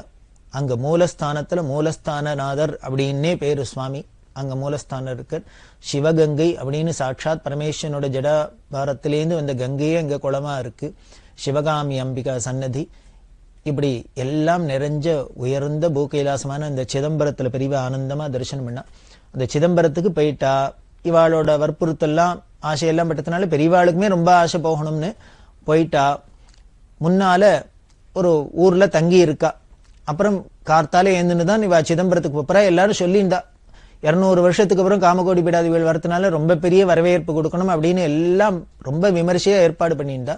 அதனால ஊருக்கு 5-6 கிலோமீட்டர் முன்னால ஒரு இடத்துல பெரியவா தங்கிண்டு மறுநாளைக்கு பொழுது விடிஞ்சோன்னு பட்டணம் பிரவேசமா மேளதாளத்தோட சிதம்பரத்துக்குள்ள பிரவேசம் பண்ணி நடராஜ தரிசனம் பண்ணணும் அப்படின்னு தான் ஏற்பாடு ஆயிருந்தது. ஆனா என்ன பண்ணிட்டா பெரியவா, ராத்திரி அங்க போய் முதல் கேம்ப்ல இருக்கிறதே தங்கிட்ட கைங்கரியம் பண்ணிவிட்டு சொன்னா, கார்த்தால நான் உன்னை எழுப்புவேன், என்னோட வரணும், மடி வஸ்திரம் மட்டும் எடுத்துட்டு நேரம் வரணும் அப்படின்னு. வேற ஒத்துட்டையும் சொல்லல. இந்த கூட கைங்கரியம் பண்ண ஒருத்தர் பெரியவாளோட மடி வஸ்திரத்தை எடுத்துட்டார். விடிகாரத்துல 3 மணி வாக்குல இருக்கும். ஏந்துண்டா பெரியவா அங்கேருந்து கிடுகிடுகிடுன்னு நடந்து சிதம்பரத்துக்கு வந்துட்டா. ஊரே நிசப்தமா இருக்கு. அந்த நடராஜா கோவில்ல பெரிய கதவு இருக்கும். அதுல திட்டி கதவு அப்படின்னு சொல்லுவா. சின்னதா ஒரு கதவு இருக்கும். அந்த கதவை திறந்துதான் அந்த கோவில்ல வேலை பார்க்கிறவாள்லாம் உள்ள போயிட்டு வரதுக்காக அதை வச்சிருப்பா. அந்த திட்டி கதவை திறந்துன்னு இவா உள்ளுக்குள்ள போனா, சிவகங்கையில ஸ்நானம் பண்ணினா, வஸ்திரத்தை மாத்தினா, விபூதி ருத்ராட்சதாரணம் எல்லாம் பண்ணிட்டா. நேர சபையில போய் கனக சபையில போய் நடராஜாவை தரிசனம் பண்ணிட்டு இருக்கா. இது யாருக்குமே தெரியாது. அந்த வடிகார்த்தால வேளையில சுவாமிக்கு பிரபோதம் பண்ணி பால் நைவேத்தியம் எல்லாம் பண்ணி எல்லாம் பண்ணிட்டு இருப்பா இல்லையா. அந்த பூஜையில ரொம்ப அதிகமா கூட்டம் இருக்காது. அந்த தீட்சிதர் பண்ணிட்டு இருக்கார். பண்ணிவிட்டு தீபாராதனை காமிச்சிட்டு இப்படி திரும்பினா அவருக்கு ஷாக்கா எடுத்து கைகாலெல்லாம் வெளவெளுத்து போயிடுது. என்னன்னா சர்வாங்க விபூதி ருத்ராட்சத்தோட சாட்சாத் நடராஜா உள்ள இருக்காரா, இங்க வெளியில எய்தாப்புல தரிசனம் பண்ணிட்டு இருக்காரா அப்படின்னு தெரியாத அளவுக்கு அப்படியே திகைச்சு போயிட்டார் பெரியவாளை பார்த்து. அவர் உடனே வடவடத்து போய் எல்லாரையும் கூப்பிட்டு, பெரியவா அப்படி வந்துட்டா, நம்ம இந்த ஏற்பாடெல்லாம் பண்ணி வச்சிருக்கு, பெரியவாளை இப்படி ராஜ உபச்சாரத்தோட உள்ள அழிச்சுன்னு வரணும்னு, பெரியவா அப்படி சத்தம் போடாத வந்துட்டாளே அப்படின்ட்டு அவர் எல்லாம் வருத்தப்பட்டு எல்லாம் நமஸ்காரம் பண்ண பெரியவா உடனே சொன்னா, இல்ல இல்ல நீங்க எல்லாம் ஏற்பாடு பண்ணிருக்கேன்னு தெரியும், அப்படிதான் வரணும்னு நினைச்சிருந்தேன். ஆனா ராத்திரி வந்துட்டோம், இப்பேற்பட்ட க்ஷேத்திரத்துக்கு வந்துட்டு உடனே நடராஜாவை தரிசனம் பண்ணாத என்னால இருக்க முடியல, மனசு தாங்கல, கேட்கல. அதனால உடனே வந்து தரிசனம் பண்ணணுங்கிறதுக்காக தான் நானாவே வந்தேன். இப்ப அதனால ஒன்னும் குறைஞ்சு போயிடாது, நான் திருப்பி போறேன் என்னோட கேம்புக்கு போனோம்னா, அப்புறம் நீங்க எப்படி எல்லாம் உபச்சாரம் பண்ணி எப்படி எல்லாம் சம்பிரதாயமா வச்சு நிக்கலோ அதுபடியும் இன்னொரு தடவை வந்து தரிசனம் பண்றேன். வந்துட்டு ராத்திரி வந்து தரிசனம் பண்ணாத இருக்கிறதுக்கு மனசு தாபப்பா இருந்தது, அதனாலதான் வந்து முதல்ல தரிசனம் பண்ணணும்னு பண்ணேன் அப்படின்னா. இப்படி 200 வருஷமா இருந்த ஒரு அந்த சின்ன ஒரு மனஸ்தாபத்தை ஒரு க்ஷணத்துல நொடியில பெரியவா களைஞ்சுட்டா. அதுதான் பெரியவாளோட தபோபலம் அப்படிங்கிறது. அப்படி சிதம்பரத்தை தரிசனம் பண்ணிட்டா. சிதம்பரத்துல தரிசனம் பண்ணிட்டு பரங்கிப்பேட்டைங்கிற இடத்துக்கு வந்தா. போர்ட்டோனோவா அப்படின்லாம் சொல்லப்படுறது. பரங்கிப்பேட்டை அப்படிங்கிறதுல வரத்தே அந்த ஊர்ல பாபா மரக்காயர் அப்படின்னு ஒரு இஸ்லாமியர், அவர் உப்பளம் வச்சிருந்தார். அந்த பக்கம்லாம் சமுத்திரக்கரையா இருந்ததுனால உப்பளம் வச்சுட்டு எல்லாரும் அந்த பிசினஸ் பண்ணிட்டு இருப்பா. அந்த பாபா மரக்காயர் யாருன்னா பெரியவாளோட அப்பா, பூர்வாசிரம அப்பா சுப்பிரமணிய சாஸ்திரிகள்ட்ட பாடம் படிச்சவர், ஸ்டூடெண்ட். ஏன்னா ஸ்கூல் வாத்தியாரா இருந்ததுனால அவள்கிட்ட படிச்ச மாணவர்கள்ல ஒருத்தர் இந்த பாபா மரக்காயர். அவர் உப்பளம் வச்சிருக்கார். பெரியவா குழந்தையா சின்ன வயசுல இருக்கிறதே இந்த சுப்பிரமணிய சாஸ்திரி வீட்டுக்கு அடிக்கடி இந்த பாபா மரக்காயர் வர வழக்கம். குழந்தையா இருக்கிறதே இந்த பாபா மரக்காயர் பட்சணங்கள் வாங்கிட்டு வருது, அதே மாதிரி விளையாட்டு சாமான்கள் வாங்கிட்டு வருது, முதலான பழங்கள் வாங்கிட்டு வருது, இதெல்லாம் ஒரு சம்பிரதாயமா வச்சுன்னு வந்திருக்கார். குழந்தை சுவாமிநாதனா பார்த்து, தன்னோட வாத்தியாரோட பிள்ளையோ இல்லையோ சுவாமிநாதன், அந்த சுவாமிநாதனை பார்த்தது முதல்ல நம்ம கடலூர்ல திருப்பாதிருப்புலியூர்ல பார்த்தோம். அச்சலாம்பிகை அம்மையார் அப்படிங்கிற அம்மா வந்து பெரிய கவிஞர், அவ சுப்பிரமணிய சாஸ்திரியோட ஸ்டூடெண்ட். குழந்தை சுவாமிநாதனா பார்த்தவளை இப்போ ஜெகத்குருவா பார்க்கறதுக்காக வந்தா அப்படின்லாம் பார்த்தோம். அதே மாதிரிதான் இவரும் இந்த பாபா மரக்காயரும் பெரியவாளை வந்து தரிசனம் பண்ணிட்டு என்ன பண்ணார், ஊர் எல்லையிலேயே இவர் தான் பூர்ண கும்பம்லாம் எடுத்துட்டு எனக்கு தான் அந்த ரைட் அப்படின்னு அங்க ஒரு பெரிய உரிமையாவே அவர் கொண்டாடி இருக்கார். எல்லாருக்கும் கொஞ்சம் ஒரு இந்து மத தலைவர் வரத்தே, ஒரு சனாதன மதத்துக்கு உண்டானவர் வரத்தே, ஒரு இஸ்லாமியர் வந்து அவர் முன்னால நின்று தனிமைன்னு சொல்றாரு அப்படின்னு. ஆனா அவர் ஒன்னும் அதுக்கு கவலையே படல. நான் பார்த்து வளர்ந்த குழந்தை எங்க சுவாமிநாதன், அவர் இன்னைக்கு ஜெகத்குருவா வர, அதனால நான் அவரை பூர்வாசிரமத்திலேருந்தே எனக்கு தெரியும், நான் பார்த்த குழந்தை, அதனால நான் தான் எல்லாம் பண்ணுவேன், உபச்சாரம் பண்ணுவேன் அப்படிங்கிற ஒரு தாபத்துல ஆசையோட அவரும் வர, எல்லாருமா சேர்ந்துன்னு பெரியவாளை அழைச்சுன்னு இந்த பரங்கிப்பேட்டையில பட்டணம் பிரவேசம் பண்ணி எல்லாம் முடிஞ்சுது.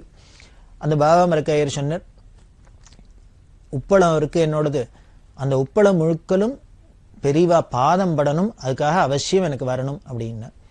10 கிலோமீட்டர் மொத்தம் அதோட டிஸ்டன்ஸ். அந்த உப்பளம் சமுத்திரக்கரையில வெயில்ல, நல்ல வெயில்ல 10 கிலோமீட்டர் பெரியவா பாதம் படணும்னு சொன்னதுனால பெரியவா என்ன பண்ணா, பாதுகையும் போட்டுக்காத தன்னோட வெறும் காலோட இந்த பாபா மரக்காயர் பின்னாலேயே நடந்து போயிட்டு வந்து அவருக்காக சந்தோஷப்படுத்தினான்.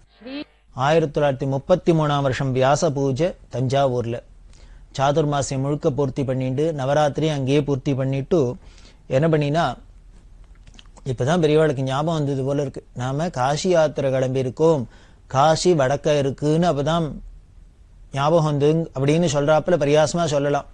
என்ன பண்ணினா பெரியவா, இன்னுமே தாமசம் பண்ணக்கூடாது, ஏன்னா ஆல்ரெடி 14 வருஷம் ஆயிடுத்து. இவ 1919ஆம் வருஷம் கிளம்பினவா, இப்ப 1933ஆம் வருஷம் ஆச்சு. கும்பகோணத்திலேருந்து கிளம்பினவா ஊரை சுத்தி சுத்தி சுத்தி 14 வருஷமா எங்க இருக்கான்னு அப்ப திருப்பி தஞ்சாவூர்லயே இருக்கா. காசி எங்க இருக்கு, அதனால தோணித்து போல இருக்கு. உடனே என்ன பண்ணா, இந்த தஞ்சாவூர்ல 33ஆம் வருஷம் சாதுர்மாசியம் நவராத்திரி ஆனோன்னு கிடு கிடு கிடு கிடு கிடு கிடு கிடுன்னு காசி யாத்திரையை ஃபர்தரா ப்ரொசீட் பண்ணினா. அதுக்கு ஒரு கணக்கு வச்சுட்டா, ஒரு நாளைக்கு 20 கிலோமீட்டரானும் கட்டாயம் நடக்கிறது, தாண்டது, ஒரு இடத்தை தாண்டி போறது 20 கிலோமீட்டர் அப்படின்னு பெரியவா கணக்கு வச்சுட்டு தஞ்சாவூர்ல இருந்து தினம் 20 மைல் வீதம் கிடு கிடு கிடு கிடுன்னு அங்கங்க அன்னன்னைக்கு அதுக்காக ஏதோ ஒரு இடத்துல தங்கி சந்திரமௌலீஸ்வரர் பூஜை பண்ணி எல்லாம் பண்ணிட்டு அப்படியே கிளம்பிண்டே போயிட்டே இருந்தா. அப்படி யாத்திரையே ஃபர்தரா வடதேசத்தை நோக்கி தொடர்றா. அப்படி பெரியவா போறதே என்ன ஆச்சு அப்படின்னா, பல சமஸ்தானங்கள்லாம் இருந்தது. அப்போ சுதந்திரத்துக்கு முன்னால இருந்ததுனால பல சமஸ்தானங்கள்லாம் இருந்தது. அப்படி இருக்கிறதே அவுரங்கசீப் காலத்திலேந்து காஞ்சி காமகோடி பீடாதிபதிகள் யாத்திரை பண்ணினா என்ன ஒரு அரசாங்கத்து ஆணை அப்படின்னா, அந்த காலத்துல சுங்கவரி எல்லாம் வசூலிப்பா, எல்லா இடத்துலயும் சுங்கரி வரி வசூலிப்பா. அவுரங்கசீப் காலத்திலேந்து ஒரு ஆணை, காஞ்சி காமகோடி பீடாதிபதிகள் யாத்திரை பண்ணினா மட்டும் நாட்டுல எந்த இடத்துலயும் சுங்கவரி வசூல் பண்ணக்கூடாது அப்படின்னு.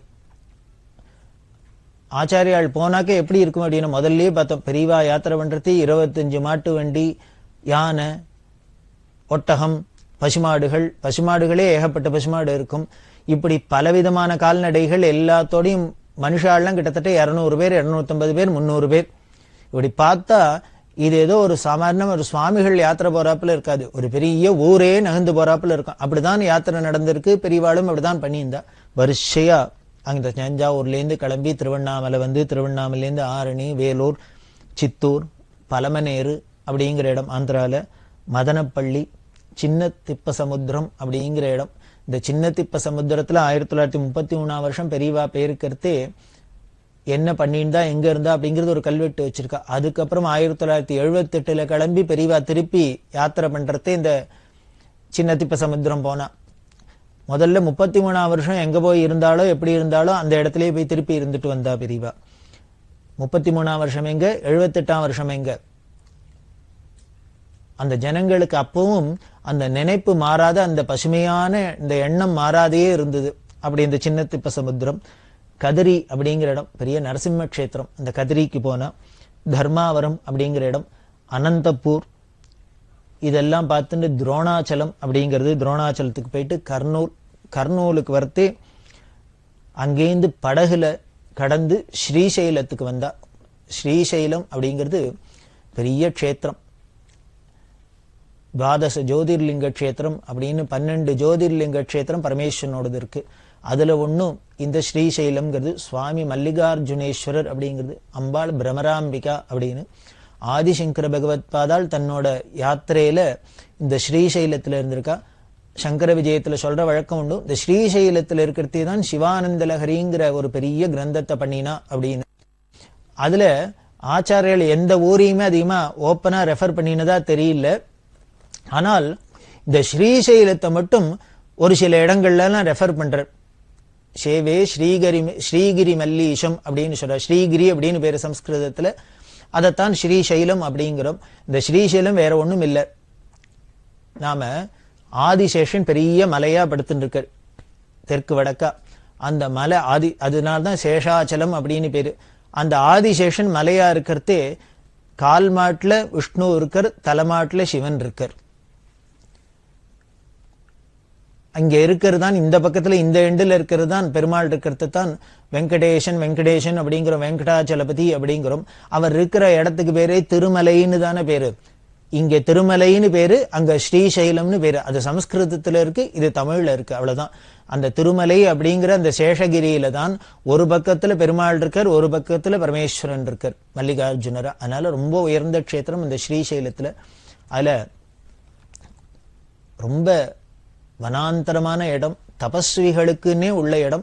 அந்த இடத்துல கல்லால விருட்சம் அப்படின்னு ஒண்ணு இருக்கு, அதுக்கு அடியில தான் உட்கார்ந்துட்டு ஆச்சாரியால் தபஸ் பண்ணினதா பெரியவா சொல்லி, அந்த இடத்துல போய் பெரியவா தானும் அங்க அமானுஷ்யமான இடத்துல தபஸ் பண்ணியிருந்தா. இன்னைக்கு போனா கூட ரொம்ப வனாந்தரமா தான் இருக்கும். அப்படி இருக்கிறதே 33 அப்படிலாம் இந்த சமயத்துல எப்படி இருந்திருக்கும் அப்படின்னு பாத்துக்கலாம். அந்த ஸ்ரீசைலத்துல கொஞ்ச நாள் பெரியவா ரொம்ப ஆனந்தத்தை அனுபவிச்சா. அங்க இருந்துட்டு அப்புறம் ஜல்லாபுரம், அனந்தபுரம் இதெல்லாம் வழியால மத்திய பிரதேசத்துக்குள்ள வந்த ஆந்திராவை தாண்டி அதுல கத்வால் அப்படிங்கிற இடம். அந்த கத்வால்ல ராணி, அந்த கத்வால் ராணி பெரியவாளை உபச்சாரம் பண்ணி வரவேற்க, அதுக்கப்புறம் அந்த மத்திய பிரதேசத்துல பெரியவாளோட யாத்திரை தொடர்றது. ரொம்ப கடுமையான யாத்திரை, ஏன்னா ரொம்ப வனப்பிரதேசம், மலைகள் உள்ள இடம். அதுல யாத்திரை பண்றது, அதுவும் இத்தனை பரிவாரங்களையும் அழிச்சுன்னு போறதுங்கிறது ரொம்ப சிரமமான காரியம். அது அத்தனை சிரமத்தெல்லாம் தாண்டிண்டு பெரியவா அந்த யாத்திரையை தொடர்றா. பெரியவா சரணம். இந்நிகழ்ச்சியின் அடுத்த பகுதி நாளை மாலை இதே நேரத்தில் ஒளிபரப்பாகும். பெரியவா சரணம். பெரியவா சரணம். அடுத்த நிகழ்ச்சி திருவாசக இன்னிசை. வழங்குபவர் ஸ்ரீ சத்குருநாத தேசிகர் அவர்கள். பெரியவா சரணம். திருச்சிற்றம்பலம். பிரார்த்தனை 10. கலந்து நின் அடியாரோடு அன்று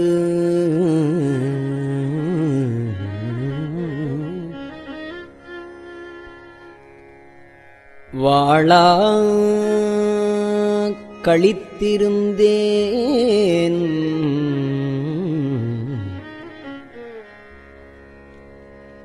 கலந்து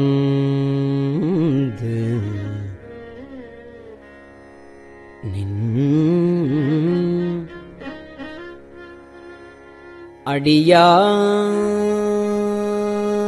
அடியாரோடு அன்று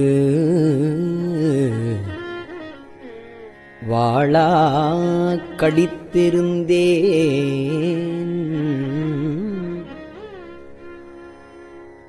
புலந்து போன காலங்கள்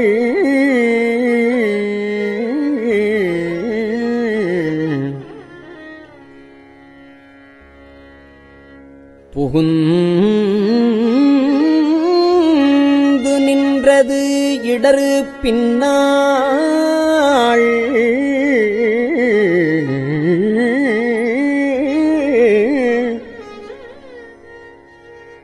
உலர்ந்து போனேன் உடையானே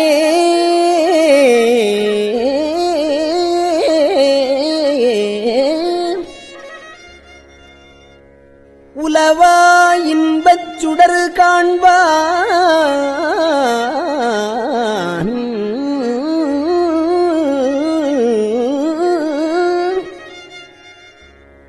அலந்து போனேன் அருள் செய்யாய் ஆர்வம் கூற அலந்து போனேன் அருள் செய்யாய் ஆர்வம் கூற அடியேற்கே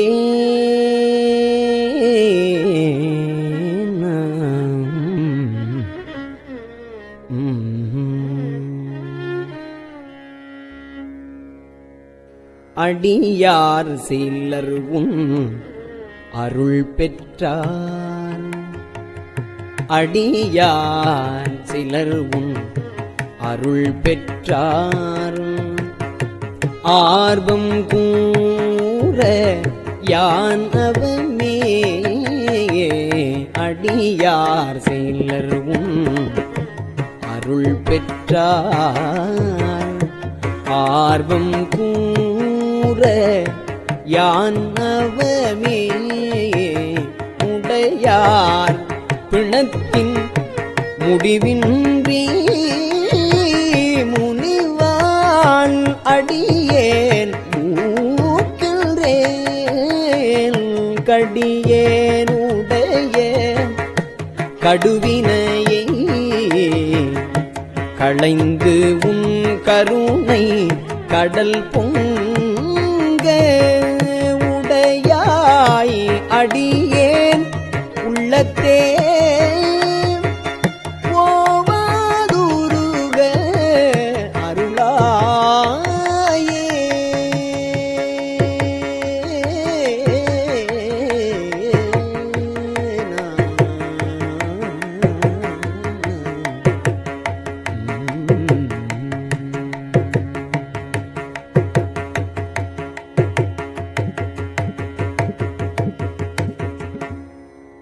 அருளாரமுதப் பெருங்கடல்வாய் அடியாரெல்லாம் புக்கு அழுந்த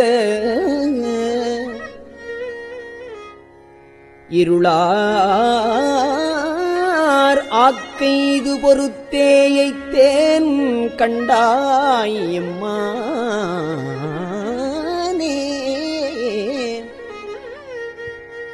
மருளார் மனத்தோர் உன்மத்தன் வருமால் என்று இங்கு எனை கண்டார்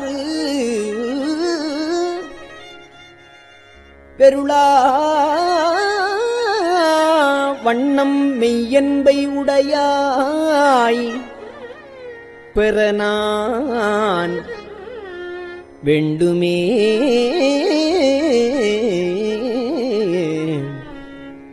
வேண்டும் வேண்டும் மெய்யடியாருள்ளே விரும்பி எனை அருளால் ஆண்டாய் அடியேல் இடரு களைந்த முதே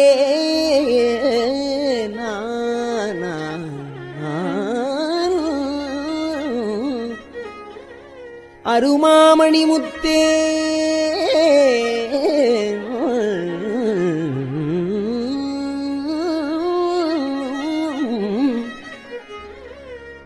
தூண்டா விளக்கின் சுடரு அணையாய்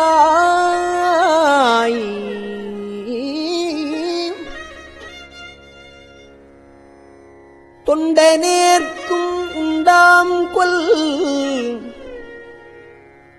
வேண்டாது ஒன்றும் வேண்டாது மிக்க அன்பே மேவுதலே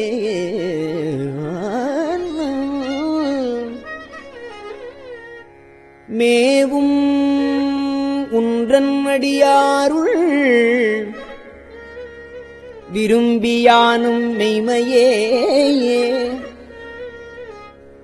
காவி சேரும் கயற்கண்ணாள் பங்கா உன்றன் கருணையினால் பாவியேற்கும் உண்டாமோ பரமானந்த பழங்கடல் சேர்ந்து ஆவியாக்கை யான் எனதென்று யாதுமின்றி அறுதலே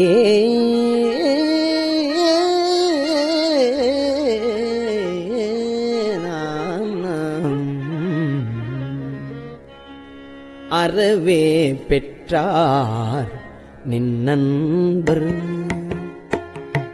அந்தம் இன்றி அகநகவும் புறமே கிடந்து புலை நாயேன் புலம்புகின்றேன்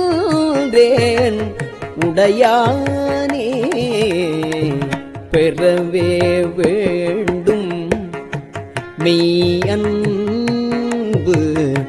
பேரா ஒழியா பிரிவில்லா மறவா நினையா அளவிலா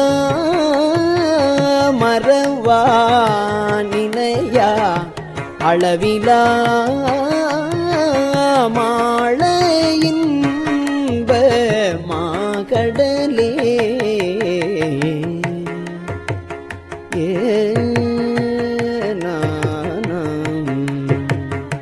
கடலே அன்னைய ஆனந்தம் கண்டார் எல்லாம் கவர்ந்து உண்ண இடரே பெருக்கி ஏசற்று இங்கு இருத்தல் அழகோ அடிநாயேன் உடையாய் நீயே அருளுதி என்று உணர்த்தாது ஒழிந்தே கழிந்தொழிந்தேன் சுடரார் அருளால் இருள் நீங்க ஜோதி நித்தான் துணியாயே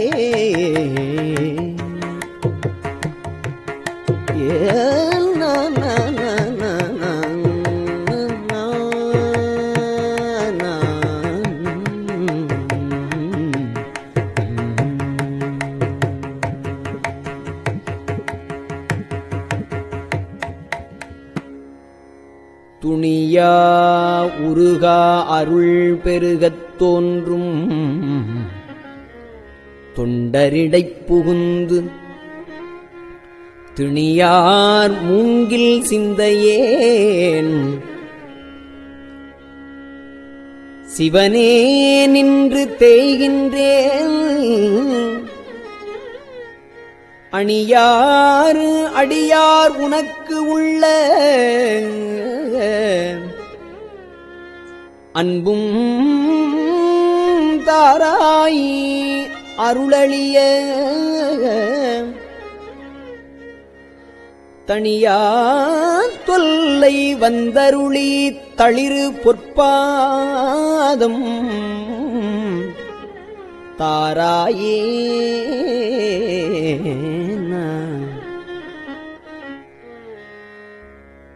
தாரா அருள் ஒன்று இன்றியே தந்தாயென்றும் தமரெல்லாம் தாரா அருள் ஒன்று இன்றியே தந்தாயென்றும் தமரெல்லாம் ஆரா நின்றார் அடியேனும்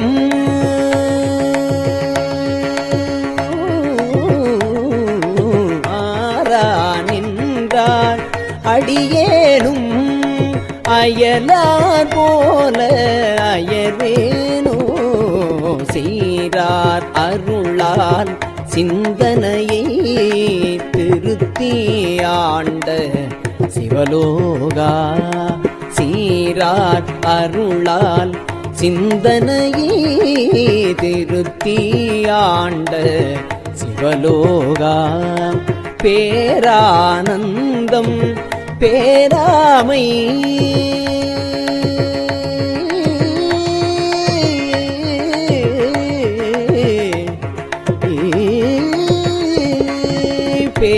பேரானந்தம் பேராமை வைக்க வேண்டும் பெருமானே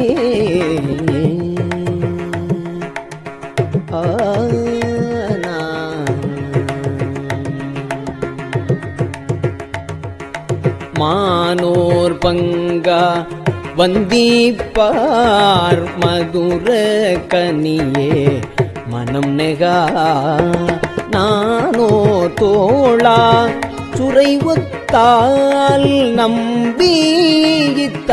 வாழ்ந்தாயே ஊனே புகுந்த உனை உணர்ந்தே உருகி பெருகும் உள்ளத்தை கோனே அருளும் காலந்தா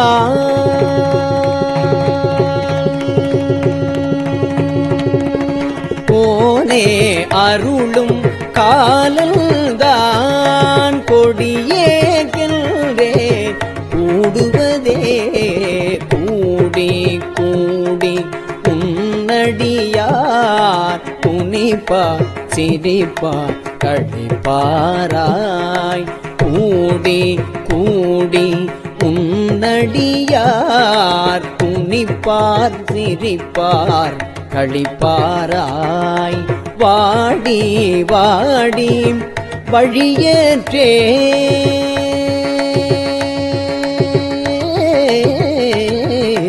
வாடி வாடி வழியேற்றே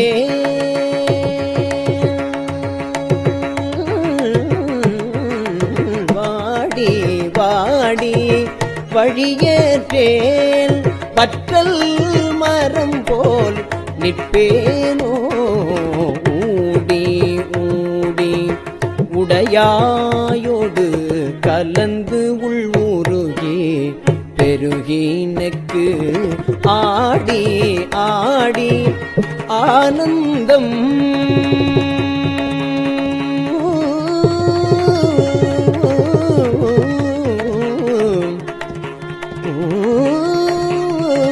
ஆடி ஆடி ஆனந்தம் அதுவேயாக அருள் கலந்தே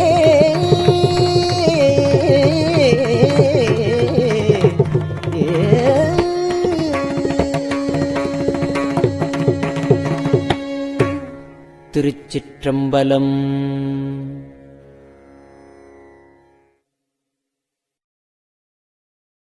பெரியவா சரணம். இந்நிகழ்ச்சியின் அடுத்த பகுதி நாளை மாலை இதே நேரத்தில் ஒளிபரப்பாகும். பெரியவா சரணம்.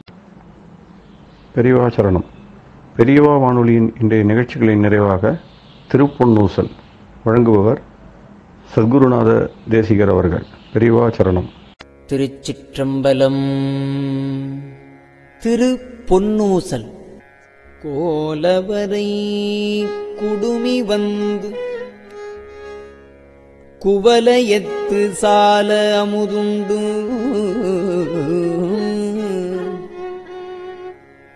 தாழ்கடலின் மீதெழுந்து ஞாலம் மிக பரிமேற்கொண்டு நமையாண்டான் சீலம் திகழும் திருவுத்தரகோசமங்கை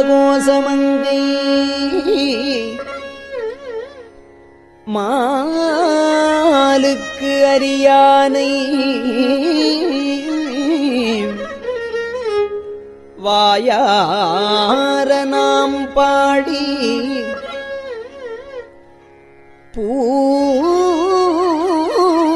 பூலித்து அகங்குழைந்து பொன்னூசல் ஆடாமோ.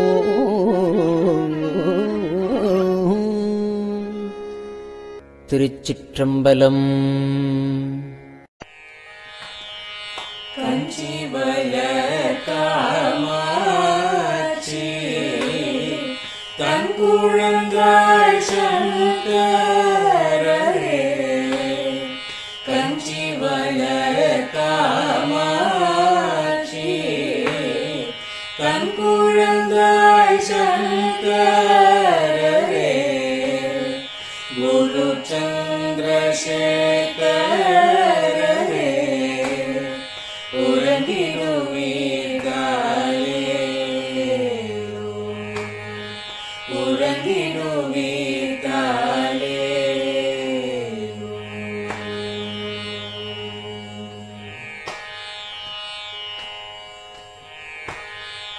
ஆதிகுரு சங்கரராய்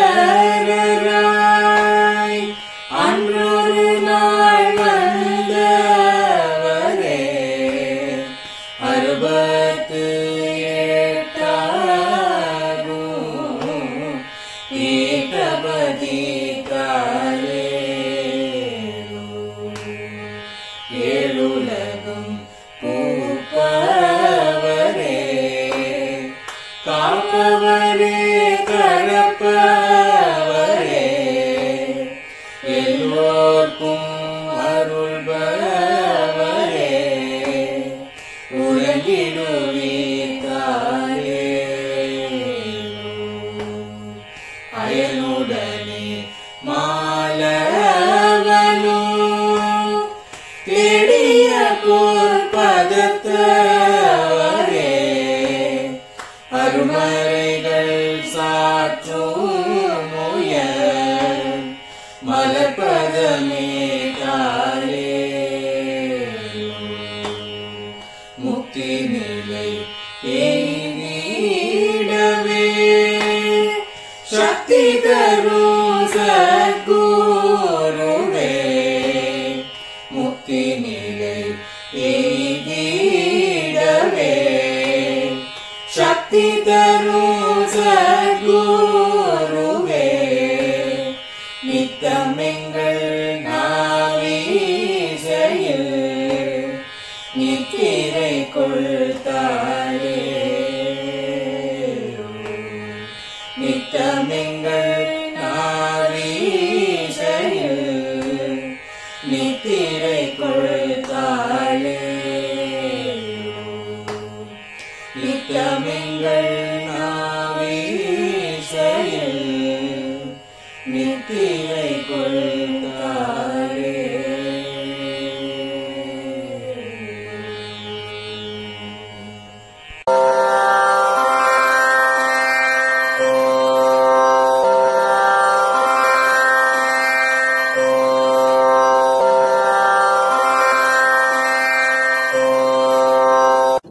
பெரியவாசரணம். பெரியவா வானொலியின் மாலை நிகழ்ச்சிகள் இத்துடன் நிறைவடைகின்றன. எமது அடுத்த ஒளிபரப்பு நாளை காலை இந்திய நேரப்படி 6 மணிக்கு துவங்கும். பெரியவாசரணம்.